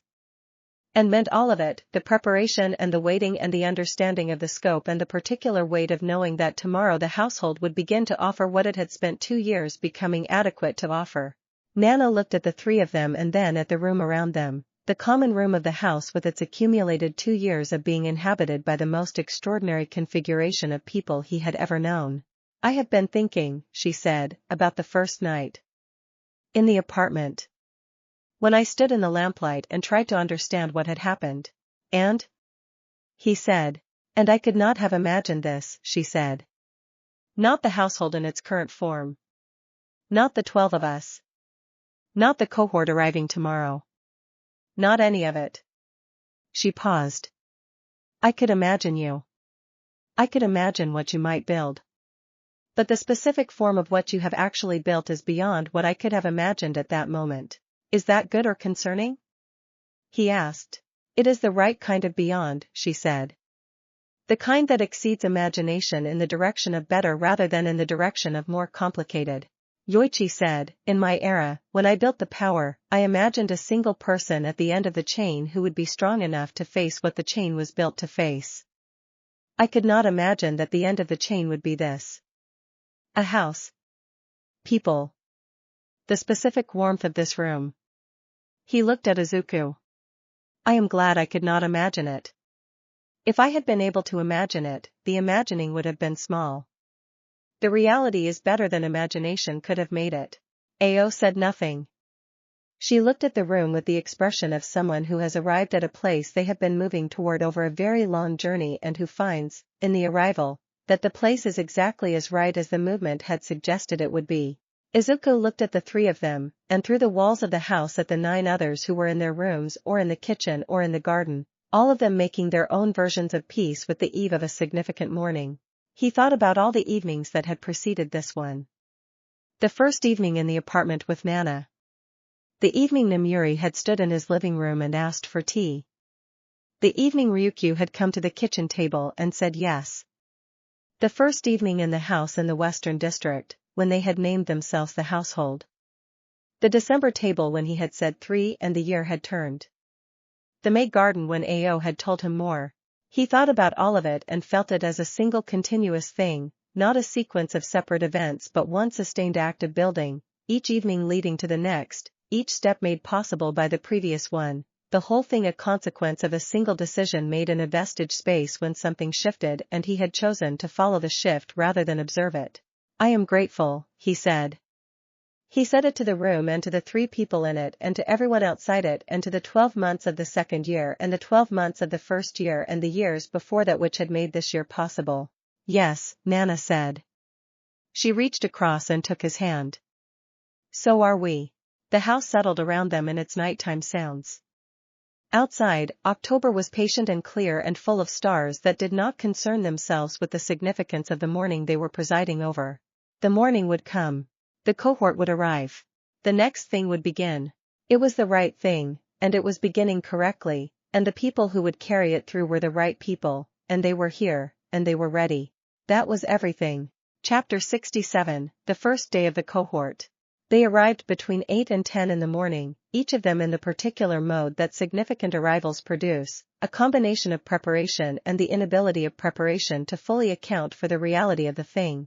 The household received them in the way they had planned, which was the way they did most significant things, genuinely and without performance. The door was open. Tea was available. People moved through the house with the ordinary ease of people who live there, because they did live there and the easiness was real. The cohort members came in and were received and the first hour was what first hours are, the establishment of physical comfort and the tentative social mapping of a new configuration. 8 people who did not all know each other, in a house full of 12 people who knew each other extremely well, navigating the particular social geometry of that situation. Ishida Fumiko arrived last, at 5 minutes before 10, which told Izuku something about her that was consistent with the profile. She was someone who had organized her professional life around the performance of control, and arriving exactly on time rather than early was the performance of control in its most common social expression. She came in with the quality of composure that high-level heroes often used as a primary social register, alert and professional and entirely guarded in the ways that mattered. Ao was in the hallway when Fumiko came in. They looked at each other for a moment. Something in Fumiko's composure shifted, very slightly, in the way that things shift when they encounter something they were not prepared for. Not collapse. A hairline adjustment in the architecture. Ao said, "Welcome. Come in." She said it simply, in the way she said most things, and she looked at Fumiko with the full quality of her attention, which was the quality that the historical record had described and which Izuku had been living with for 5 months and which still, sometimes, struck him as remarkable. Fumiko came in. The first session was in the afternoon. Izuku and Nana led it together, as they had planned, in the large common room with the furniture arranged for the configuration of 20 people, 12 household members and 8 cohort members, distributed through the room in the way that people distribute themselves when they have not yet found their specific places. He did not begin with content. He began with the situation. You are in a house, he said, with 12 people who have been living here for periods ranging from 2 months to 2 years, who have been doing the work I am going to describe to you not as a program or a curriculum but as a life. What you are going to learn here, you will learn primarily from contact with that life and secondarily from the sessions we hold in this room. He looked around at the 8 faces, all of them carrying the quality of people who had come prepared for one thing and were beginning to suspect they are in the presence of something else. I will be honest with you about the things you are going to find difficult. I will also be honest about the things you are going to find unexpectedly easy, because some of what this household has learned is things that capable people already know and have been prevented from using by the structural conditions of isolation. Nana said, from her position beside him, we are not here to fix you. That framing would be wrong in every direction. You do not need fixing. You need an environment that allows what you already have to express itself more fully. She paused.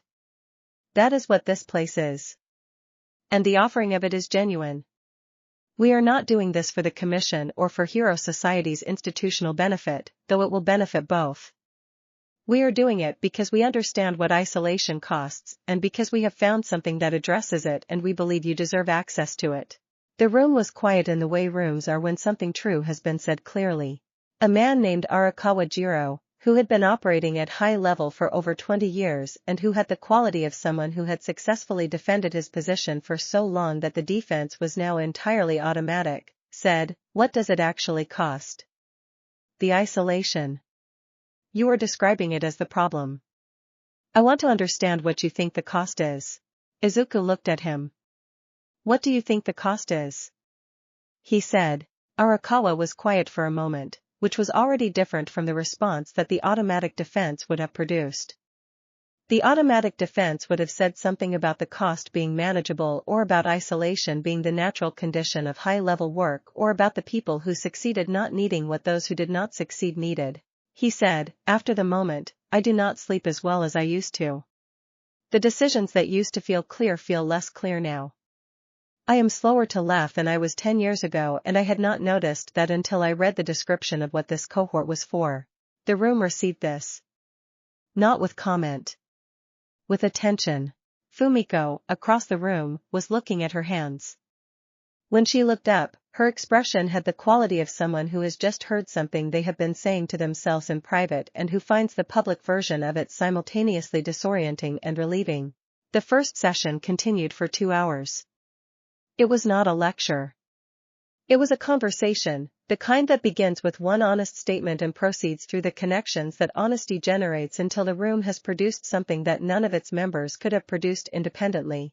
By the end of the 2 hours, the 8 cohort members had spoken enough of their actual experience that the room had a different quality from when they had entered it, something more settled, more specific, more genuinely occupied.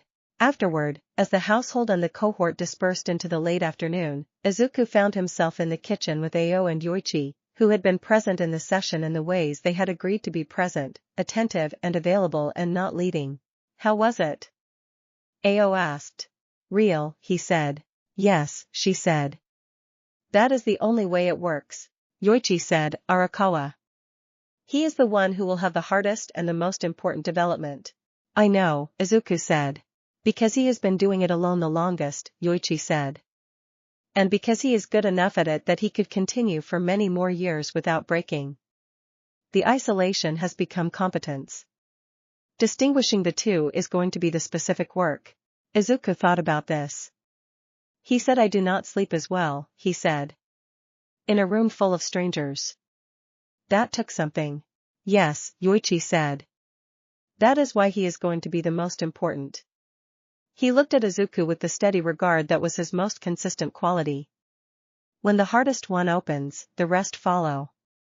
Not because they see permission. Because they see that it is survivable. That opening does not destroy. The kitchen held them in its afternoon quiet. The cohort was in the house. The work had begun. Chapter 68, Fumiko. By the end of the first week she had stopped performing. This was not a conscious decision, or not a decision in the deliberate sense. It was more like the gradual exhaustion of a mechanism that had been running continuously and that encountered, in the household's environment, a specific condition it had not been built to sustain against. The mechanism was the performance of self-sufficiency. She had been performing self-sufficiency for approximately 12 years, since the period in her early career when she had reached the level that made other heroes begin to treat her as a resource rather than a person, and she had concluded, from the pattern of those interactions, that the appropriate response was to confirm the resource framing. To be sufficient. To need nothing that she had not already accounted for. To present no surface that required anything from anyone. The household was not a surface that confirmed this framing. It was not that people in the household told her she did not need to perform. They did not. They simply did not respond to the performance in the way that the performance was designed to produce responses. The performance was designed to produce a recognition of sufficiency, the implicit message received and acknowledged, the social contract of mutual non-intrusion confirmed. The household's members looked at the performance and then passed it with the ease of people who have been looking past this particular kind of performance for long enough that it no longer presents as a barrier. This was disorienting in a specific and useful way. By the third day she had begun watching Nana. She watched Nana in the way you watch someone who is doing something you have been told is impossible and who is demonstrating, through the simple fact of doing it, that the telling was wrong. Nana was someone who had carried, by any reasonable measure, more than Fumiko had carried, over a longer period, with higher stakes, at greater personal cost. This was not in question. The historical record was clear and Nana herself, in the moments when she spoke of her original life, spoke of it with the honesty of someone who is not interested in the comfortable version. And Nana was not performing self-sufficiency.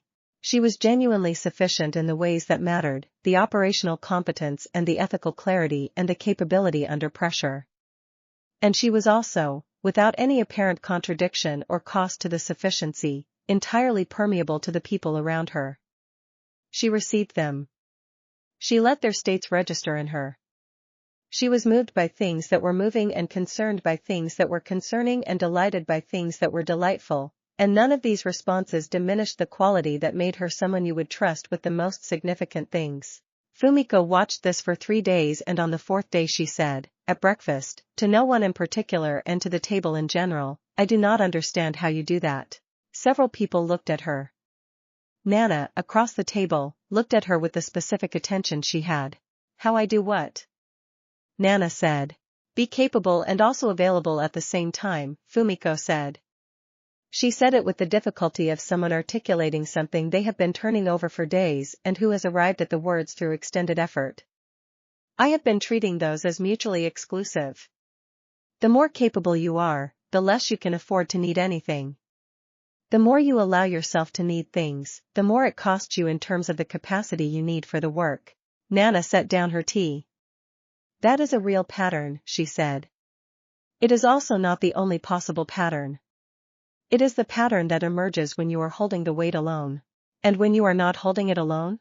"When you are not holding it alone," Nana said, with the directness she brought to things she had learned at cost and wanted to transmit without diluting, "the availability does not cost the capability. The availability is what allows the capability to sustain over time rather than peaking and declining.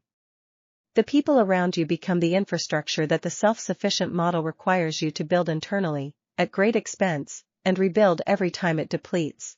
Fumiko was quiet for a moment. "The infrastructure is external," she said slowly.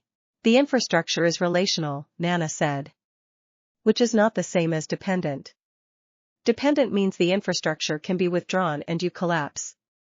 Relational means the infrastructure is maintained through mutual investment and collapses only if the relationship does, which is a much higher threshold." The breakfast table continued around them, the household in its morning mode, and Fumiko sat with the weight of what had just been said in the particular way of someone who has been handed the specific tool they have been missing without knowing they were missing it. Ao, at the end of the table, looked at Fumiko with the quality she had and said nothing. Fumiko looked back at her. "You have been doing that since I arrived," Fumiko said. "Looking at me like that?" "Yes," Ao said. "What are you seeing?" "You," Ao said simply. "What you actually are rather than what you present." She paused. "It is very different. Not in quality. In quantity. There is considerably more of you than you have been allowing to be present." The table was quiet. Fumiko looked at her hands, which was a gesture that several members of the household recognized. "Yes," she said, very quietly. "I know. We know you know," Ao said. "Knowing is not the same as being able to act on the knowledge. You are here because the acting requires something the knowing alone cannot provide." "What does it require?" Fumiko asked. "Practice," Ao said. And patience. And people who are not going to leave when the more of you becomes visible. She looked around the table at the household. You are in the right place for all three. The morning continued, and the cohort's first week was completing itself, and something in the house in the Western District was shifting in the specific way of things that have found the conditions they were waiting for and have begun to express what they have always been capable of expressing. Chapter 69, Arakawa and the Long Winter. He was 53 years old and he had been doing this for 22 years and he was better at the work than almost anyone he had ever encountered and he had not, in 22 years, permitted himself more than 3 consecutive days of genuine rest. He told Izuku this on a Wednesday afternoon in the second week, in the garden where the October light was doing what October light does, making everything it touched look like it was being remembered rather than experienced. He had come to find Izuku because the experience of the session so far had produced in him the specific quality of agitation that important truths produce in people who have been successfully avoiding them for a long time. Not distress exactly. The agitation of a locked door when someone finally finds the right key and the lock recognizes it. I am not certain, he said, that I know how to use this place correctly. No one does initially, Izuku said. The correct use develops as you find what you actually need rather than what you came expecting to need. What I came expecting, Arakawa said, with the honesty of someone who has been processing a gap between expectation and reality and has arrived at the point of naming it, was a kind of professional consultation. High-level strategic thinking about operational sustainability. The kind of content that the Commission should be providing at this level and does not. And what you found? He was quiet for a moment. The October garden was specific and clear around them, the roses cut back for the season, the stone path in its autumn form, the herbs in their late-season concentration of the oils that the cooling temperatures produced. Something more personal, he said. And less comfortable. He paused. I said in the first session that I do not sleep well. That is accurate and I have not said it to anyone before that room. The reason I have not said it is that I have been treating it as a temporary condition requiring adjustment, a calibration issue in the management of work stress, something to be optimized rather than something to be understood. And now? Izuku said. Now I think it is not a calibration issue, Arakawa said. I think it is, he stopped, and reformulated with the precision of someone who is choosing words that cost something to say, the result of 22 years of making decisions that affect people's lives, significant people's lives, and then returning to a context in which there is no one who can hold the weight of that with me. The decisions go into a space that has no container. And at night, when the professional activity stops, they circulate in the uncontained space. Izuku listened with the full attention he brought to moments when someone was saying the true thing. Yes, he said. The framing I had for this was that this is the cost of the work, Arakawa said. That people at this level pay certain costs and the costs are inherent to the level rather than to the absence of specific conditions. And I have been in this house for 11 days, Arakawa said, and I have slept. He said it with the quality of someone reporting something unexpected in the most literal sense, something that happened and that they are still working out the implications of. Not differently. The same work, the same decisions, the same weight. I came here carrying everything I always carry and I have been sleeping. Izuku gave this the quiet it deserved. The container, Arakawa said. That is what this place is.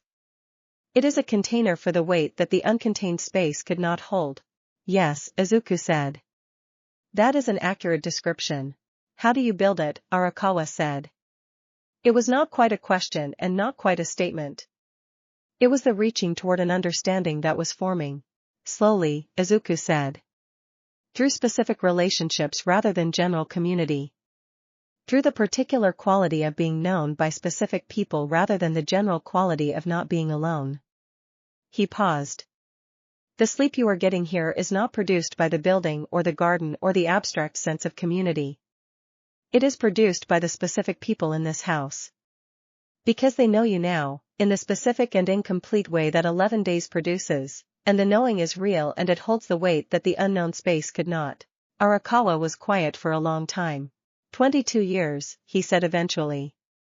He said it not with regret but with the particular quality of someone accounting for time, understanding what the time contained. Yes, Izuku said. There is not a different version of those years. The decisions were made in the conditions they were made in and the costs were paid in those conditions. No, Izuku agreed. There is not a different version. But there is a different version of the next years, Arakawa said. Yes, Izuku said. That is what you are building toward.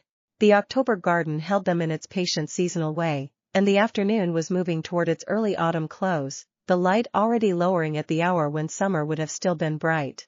I was angry, Arakawa said, in the way of someone completing a thought, when I read the household's public document last year.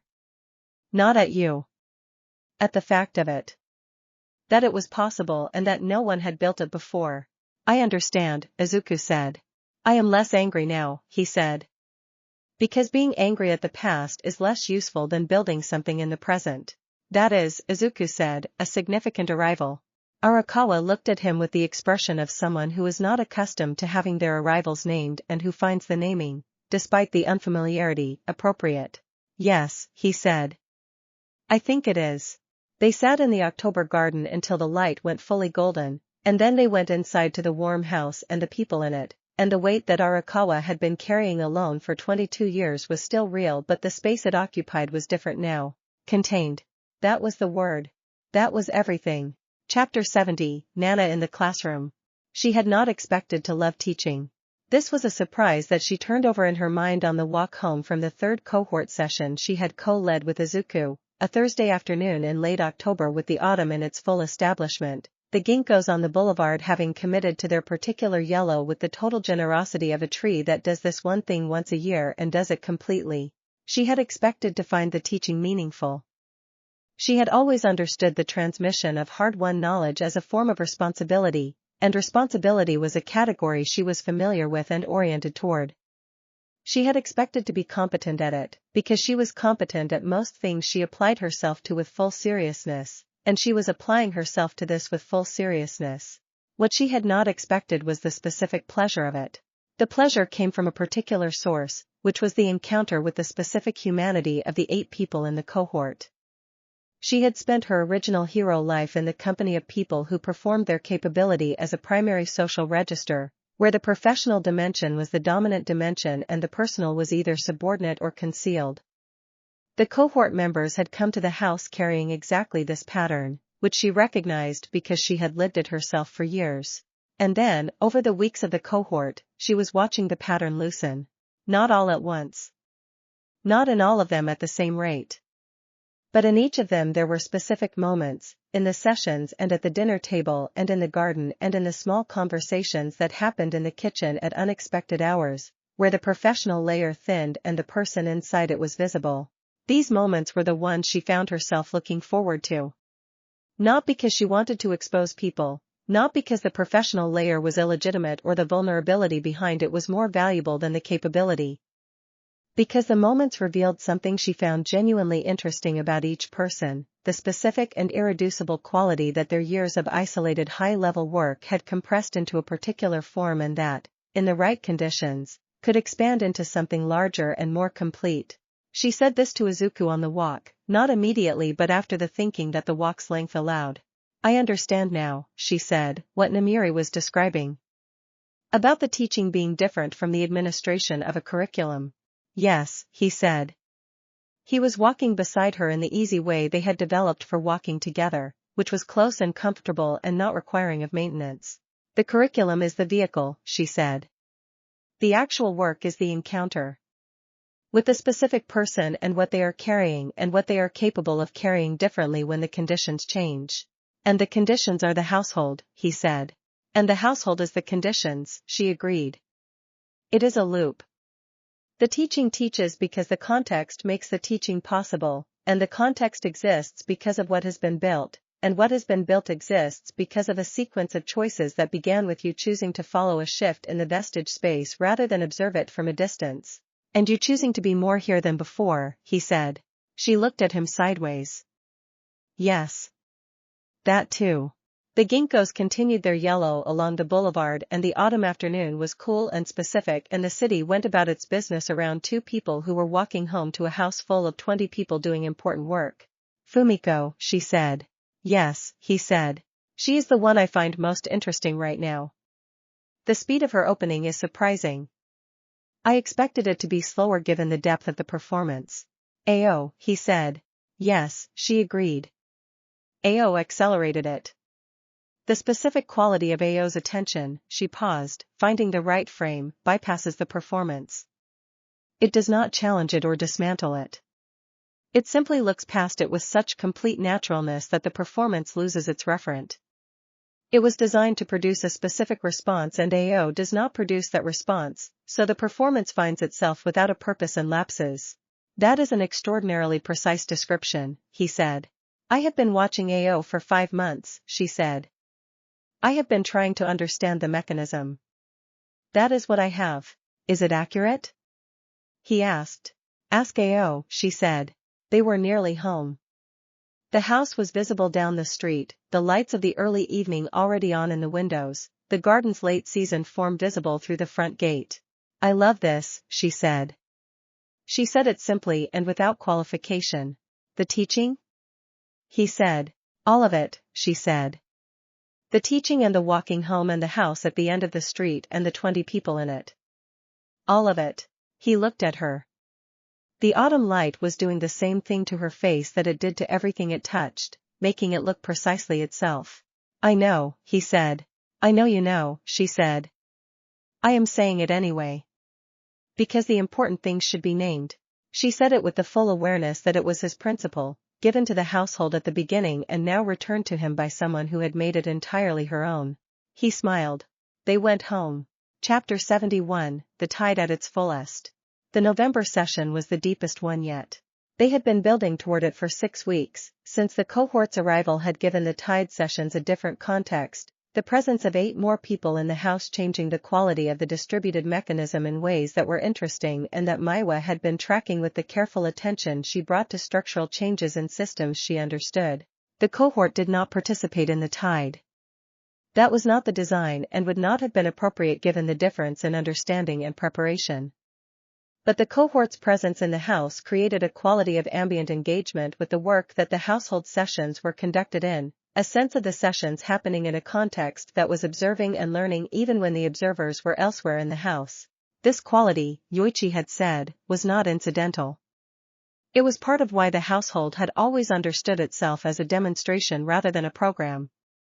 The demonstration worked not only through the formal sessions but through the quality of the space that the household occupied and that the cohort was inhabiting. The November session happened on a Saturday, when the cohort was present in the house in its weekend mode, distributed through the common areas and the garden and their rooms in the relaxed configuration of people who are beginning to feel at home in a place. The household went to the basement room. They went in the sequence they had developed, one by one, the room filling with the settled quality of people who know what they are there to do and who are ready to do it. Izuku came last, as always, and the room received him with the particular quality of a prepared configuration, 12 people in the positions that 2 years of tide work had established as the optimal arrangement, each element ready. He settled. He opened the power. The tide came together with a quality he had not experienced before. Not larger in the absolute sense, the power ceiling had not changed between the last session and this one. Different in texture. The ambient quality of the cohort's presence in the house above them was in it somehow, not as an additional element but as a resonance, a harmonic quality that the tide produced when it was operating in a context of genuine collective purpose. He felt Nana's structural coherence, steady and encompassing. Namiri's human fidelity, warm and precise. Ryukyu's strategic integration, clear and comprehensive. Hain's pattern recognition, deep and responsive. Kazuki's stability, absolute and unvarying. Misa's consistency, the long-sustaining note beneath everything. Yoichi's historical depth, reaching back through generations to the foundation of the thing. Chiyo's biological precision, a quality that had become part of the tide in the months since her arrival, adding a dimension of attunement to living systems that the mechanism had not previously had. Maiwa's structural clarity, the quality that made the tide understand its own configuration as it operated. Ao's presence, which was not a functional element in the mechanical sense but which made the whole mechanism more than the sum of its functional elements, the specific quality of unconditional belief that allowed each element to operate at its full capacity without the self-limiting that uncertainty produces. And himself at the center of it, the foundation and the conduit, the point through which everything moved and in which everything converged. He held it at full extension for 45 minutes. This was 8 minutes longer than any previous session. Not because he was pushing toward duration as a goal. Because the quality of the configuration was such that the natural completion of the session arrived later than usual, the mechanism sustaining itself through the quality of its own integration. When he released it, the room was very still.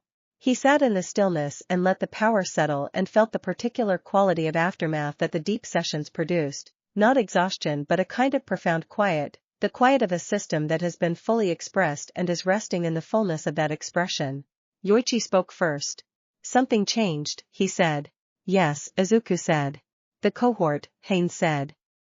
She was looking at the ceiling of the basement room in the way she looked at things when she was perceiving something that required full attention. Their presence changes the quality of what we produce here. Not through participation. Through, she paused, witness. The being witness dimension of the work has always been present, but it was internal, the household witnessing itself. Now it is also external. And the external witness changes the quality of what is produced. The demonstration, Namuri said. Yoichi said we could not tell the world. We could only show it. We are showing it now. In real time. To 8 people who are upstairs right now in this house. Yes, Yoichi said. He said it with the quality he had in moments of significant confirmation, when the thing he had been working toward for a very long time was visible in its actual form.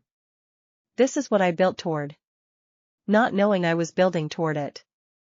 Not knowing what the form would be. But this. The power expressed in the full presence of people who need what it produces and who are being changed by the proximity to it. The basement room held them in its quiet. Above them, the house continued its Saturday business, the cohort in their various modes, the garden visible through the small high windows in its November form. They were all of it simultaneously. The basement room and the house above it and the garden and the 20 people distributed through all of it and the specific quality of work and relationship and accumulated purpose that made the whole configuration more than the sum of its elements. Izuku looked around the room at the 12 faces and felt, as he had felt many times but never quite this completely, the rightness of the shape of what had been built. Not finished. Not ever finished. But right, in the way of things that are growing correctly, that have found their form and are filling it without straining the walls. That was sufficient. That was more than sufficient. That was everything the power had always been reaching toward, patient through 8 generations, waiting for the hands and the heart and the household that could finally hold it the way it was designed to be held. Here. Together. Now.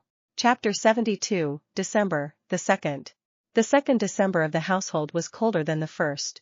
The garden had gone fully dormant in the first week of the month, Haine having completed the winter preparation with the same thorough attention she brought to all seasonal transitions, covering the vulnerable roots and cutting back the canes and mulching the beds against the cold that the forecast promised would be more sustained than the previous year.